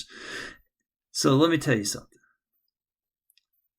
There is a sequel to Castle Crashers. This game captures the charm, the humor, the game mechanics, everything there is to like about Castle Crashers. The whole shebang. It exists. It costs only $15, 15 buckaroos. But would you believe that only 77 people on TA have discovered it, of which I'm one of them. And guess what else? It has one kick-arse chievo list. So I definitely want to talk about this game. So, Inigo, let me introduce you to your next favorite game. Wonder Blade. All right? Wonder Blade. 2 words. Wonder Blade. I have never heard of this. Nobody has. It's 77 freaking people on TA. I only stumbled upon it because it's a beat 'em up. And that's kind of my thing. And I played this and I'm like, I'll be dang. This is Castle Crashers sequel. The sequel I've been waiting 13 years for. And it's been here, it came and nobody knows about it. So I'm trying to do a public service announcement here to let everyone know that this game exists because, it's a Castle Crashers sequel. People love Castle Crashers. Why? Anyway, so it's published by East to West Games. They only have one other game. It's, they have this game and then they have My Son Lieberhosen or something like that. I don't know. It's like some game. And that game has been delisted. Yeah, it came and it went in a hurry and nobody remembers that. But Wonder Blade is still out there and it is still the sequel that we all wanted to Castle Crashers. Did I say that enough times yet? And it's only $15. Why is there only 77 people at TA? And it has like a 4-point-something stars on it. Everyone that plays this game is like, oh my gosh, this is the sequel to Castle Crashers. So it's a 12-hour completion-ish, I think. I don't know. There's nothing listed. No one has really listed that, but I'm estimating about 12 hours. I haven't finished it yet. I'm about 8 hours in or so. But I just need to grind out. It's kind of like Castle Crashers. I'm going to say that so many times. But you basically have to just grind out some levels and some coins and then get all the weapons and then get all, a certain level and stuff like that. And then once you get, to be the highest level, then you can pretty much just cut through the game like it's nothing. And so that's your reward. And there's a couple of chievos that'll get you, and I'll talk about that in a second. But I haven't done it yet because despite only 77 people starting this game, that is just like Castle Crashers, that the ratios are kind of high on a lot of them. They're not exactly challenging achievements. It's just that I think some people just played it very casually, I guess. Maybe they're saving it. I don't know. But anyway, it's why is this a good list? So the list is quite varied and it's fun, and it has you doing a wide range of things. As far as like game exploration is concerned, there's a lot of stage specific chivos. I really like those where if you play a stage, and if it's a game where you're going to have to play grind out, and there's really not a better stage that I see. Well, that's not true. I would play through where you have to kill the first boss because it gives a lot of coins. That's actually what I started doing. But anyway, if you wanted to go back through the stages, because there's an achievement there's an achievement for basically beating every boss without using a health potion. And that can be done if you learn the patterns, but it's really doable once you get real powered up, and then you just go back to some of these earlier stages and you just wallop them right in the face with your new attack power and your high powered weapon. So those aren't super challenging once you get if you can get it on your first try through, then that's pretty cool. You can kind of challenge yourself, see if you can do it on the first run through, but you can always come back and do those. There's stage select, and it's just like Castle Crashers. You can navigate the map where you want to go, and it's all connected on one big old map, and they play friendly, fun little music while you're trying to decide. But some other stage specific chivos are like killing X number of enemies on that stage. Like one stage has a bunch of worms, and one's got some piranhas. Another one's got sleeping goblins. It's very reminiscent of this game called Castle Crashers, where the enemies are all doing kind of funny things. Well, they're like, they show some personality where they're just not spawning and trying to kill you. They'll be like, kind of like in Castle Crashers when you're on the alien ship and there's the big buff guy and he's like doing curls on the bench, It's kind of like that where you walk in and they're doing something and then they drop what they're doing and come attack you. I'm telling you, it's got the same charm as it had. So very, very cool game. They have... It also looks like they may have sprinkled in some pop culture into their game as well. Yeah, they did. Absolutely, they did. The RoboCop makes an appearance. Yeah, and the Goblin King. The Goblin Game. Beat the Goblin King without using any items. I'm not sure. What would that be? That's a nod to Labyrinth. Oh, maybe. David Bowie's character from the Labyrinth, who was also the Goblin King. I don't remember the Goblin King enemy. It might be the guy with the eyeball or something, but I think that guy had a different name. But I do see the RoboCop reference. And then also the bonus games. There's a definite call out to Street Fighter. I'm sure you can't guess which bonus stage that would be. Just be careful where you park your vehicle, let's just say. And then also there's one where you have to destroy barrels. I can't remember which game that was where you had barrels falling out. Is that final, or is one of those King of Fighters maybe? I don't know. There's like where the barrels come down, you have to destroy the barrels and they like bounce once and then disappear. So there's a bonus stage like that. But I tell you, like, they really, they they knew that Castle Crashers was a favorite, and there's some stages that are like direct rips of it, like the sawmill achievement, or the sawmill stage where with the deer pooping deers and everything. They have a stage like right off of the bat that is just, it's like a so they do make reference to the pooping deer. It's a pooping pig. But it is clearly a reference. Oh, yeah, unless you're just played Castle Crashers, remembers the you'll laugh because it's such a blatant rip off of it. And I guess they figured, 13 years they're not going to make a sequel. I'm going to make a sequel. We're going to include that again. So, it's I mean, like it. And you could jump in the air and swing your sword and just travel across the screen, kind of the same thing. I'm telling you, it's the exact same thing. The person that made this game said, I'm going to make a better version of Castle Crashers. I don't know if it's better, but he sure tried his hardest. I think it was some Asian fella that I'm not sure. I looked it up because I was really curious what the story was on this, and it was just some dude from what I can tell. But anyway, there's some skill-based duos I told you about where you have to kill the boss by using health items. The bonus stages, man, there's one for getting 95 barrels. That's tough, man. It took me a couple tries to figure out, several tries to figure that out. But I was grinding coins out for it. It just alternates, so like you'll keep beating up on the first boss, which is some giant porcupine thing, and then like the first time you do that, you'll get the car bonus stage, and then if you beat it again, you'll get the barrel. It just alternates, so it's not specific to stages. Like, it just alternates. So depending on which stage you play, it just alternates. This game has been out for almost a year. Yeah, it's like a 77 track gamers. What the hell, man? It's a great game. And not only has it been out for almost a year, but there's only like 2 or 3 guides on the 45 achievements of this game, and it's been out for a year.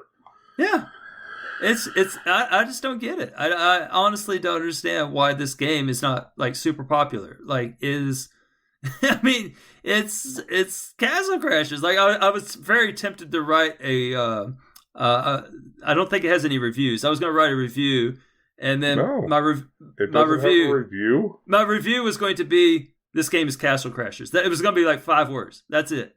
Just period. That's my review. This game is Castle Crashers.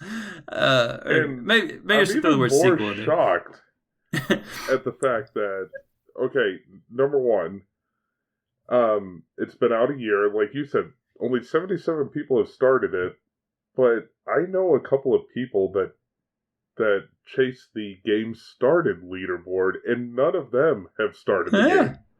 Yeah, and you can get an achievement really easy. It's not like they're like buried or anything. I mean, shoot, you get several right on your first playthrough or first just loading the game up and going through the first stage. Your first outfit would pop very quickly. Yeah, very quick. Yeah. It's yeah. I mean, it's I don't know. It truly puzzles me, as it's got a fun list. It's got it's Castle Crashers. Did I mention that? The game's name is Wonderblade. If I haven't mentioned that enough either. I mean, I don't understand why. I think we need to mention that a little bit more, because I think we've heard the name Castle Crashers and people probably think you're talking about that right now. No, we are definitely discussing the game Wonderblade. Wonderblade, yes, which is Castle Crashers, as according to a review that has not been written yet. So it is. I mean, it's a fun. Seriously, it has like all the stuff that's in Castle Crashers.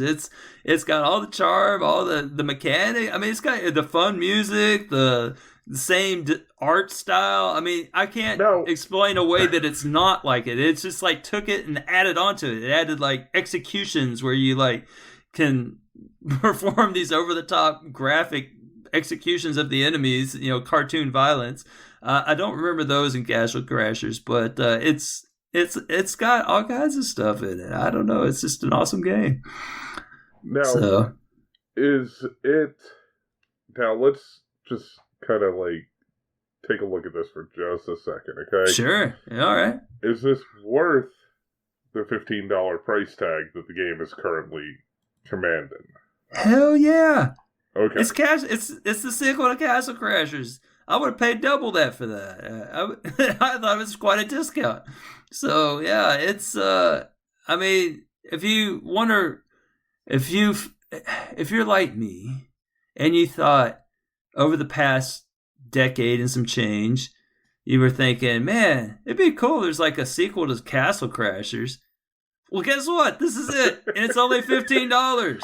I mean, come on. I don't know. I don't know what else to say about it. I mean, it's got a cool list. I mean, I could talk about the list some more. I mean, it's got a bunch of powers. You get an achievement for using all the different powers. They got ice, electric, I've been sitting here fire. Glancing at the list. I mean, it's got a good list. It looks it's good. Fun. Yeah.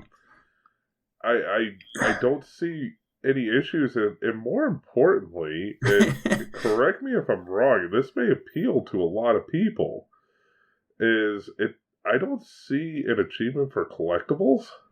No collectible. I mean, I guess weapons are kind of like collectibles. It's but not really. It's I mean, you'll get those from enemies as you kill them, and then any ones that you don't have, you can get most of them at the store that looks very similar to a certain store inside of a frog.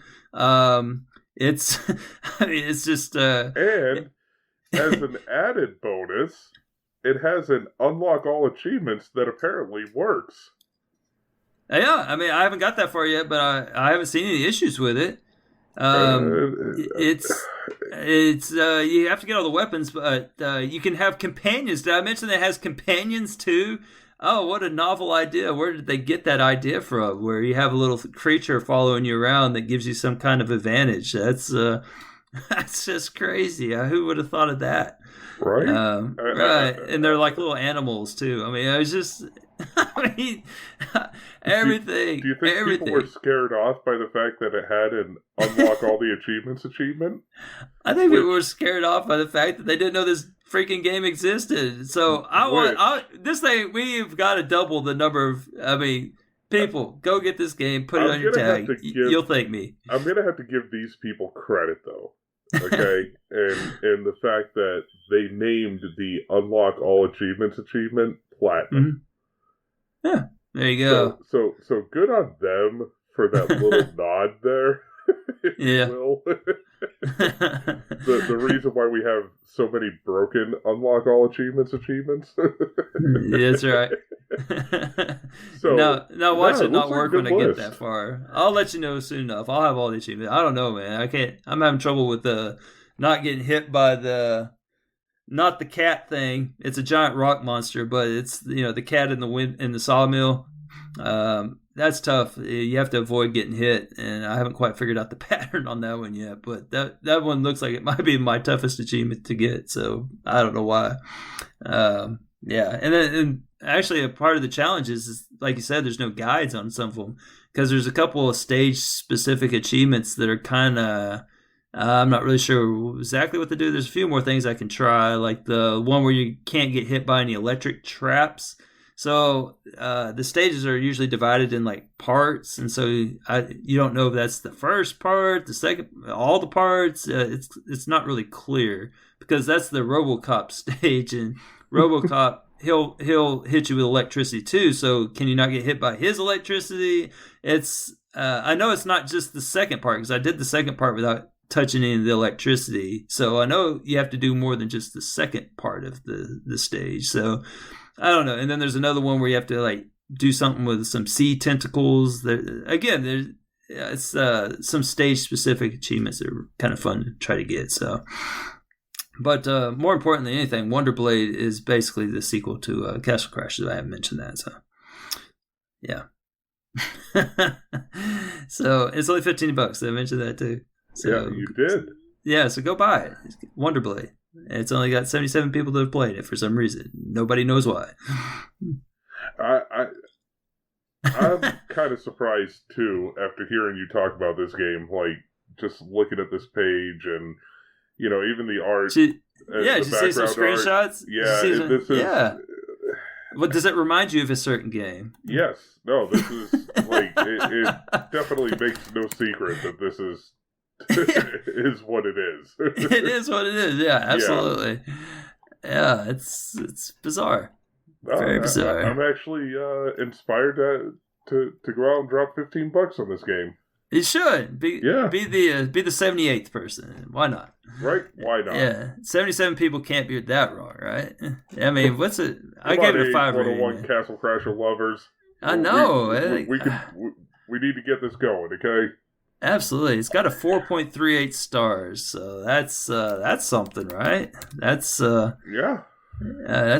that's implies to me that it's pretty well received. I mean, granted, it's not a lot of people voting since there's only 77 freaking people, but just saying by comparison, Castle Crashers only have 4.21 stars, so just saying. Right. Well, I think I know what my next purchase is. You've sold me. Man, okay? awesome, man! You won't regret it if you love Castle Crashers. You're gonna love this because your single man march here to get awareness to this game has worked. Yeah, okay, thank you. Yes, I can't say enough good things about this. Right? Yeah, it's absolutely so. Man. Anyway, so there you go. That's my sales pitch, and I suppose that's all I got. So I could sit here and tell you that Wonder Blade is the sequel to Castle Crasher, and it's only $15 at least 10 more times if I really wanted to. But I think I'd rather you spend that time going and buying the game. So, nope, and that's what I'm doing right now. Awesome. Oh man! All right, guys. Well. Mr. Inigo, thanks for joining me as always. Well, thank you for having me on again, Elroy. I appreciate it as always. Always have a blast doing these, especially these good lists, bad lists. There's so many out there. It was hard to come up with the choices, but I hopefully I did a good job. Oh, you did awesome, man. And the best thing you did was go buy Wonder Blade because it's just like Castle Crashers, huh? I am on it because I did enjoy Castle Crashers. Awesome. Everyone did. I mean, it's Castle Crashers. Right. Yeah. All right. So, anyhow, thanks everyone for listening. Give us some thoughts, and more importantly, go buy Wonder Blade. Later, guys. All right.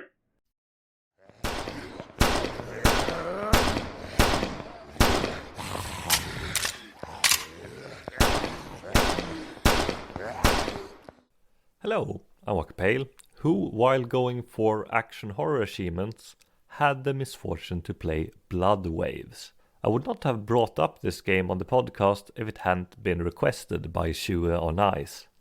Blood Waves is a arena-based third-person shooter where every fight takes place in the same circular room with an increasing number of zombies attacking you each wave.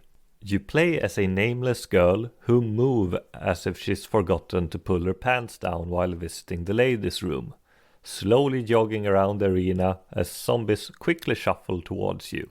You can jump, but it is completely pointless and serve no purpose. There's also a combat roll, which looks extremely awkward and might be useful, but it is faster and safer to run away instead. Between waves, you can buy weapons, upgrades and traps in an adjacent room. Money is tight during the first waves, but soon you will have more money than you are able to spend without emptying your weapons, which allows you to buy more ammo. Something you will be forced to do as there's an achievement for spending $1 million in one game. If you die, you lose all of your progress and have to start over from the beginning again.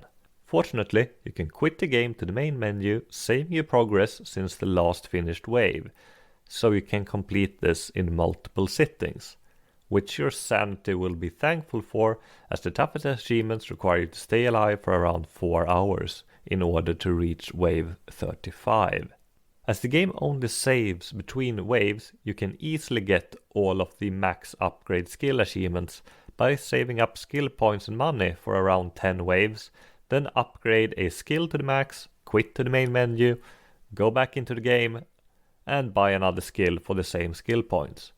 Blood Waves is mind-numbingly boring after figuring out game mechanics, and you are only in danger if you let your guard down, as the enemies have extremely predictable behavior and can easily be avoided unless you get bored by the samey combat and allow yourself to get swarmed or forget to buy ammo between waves.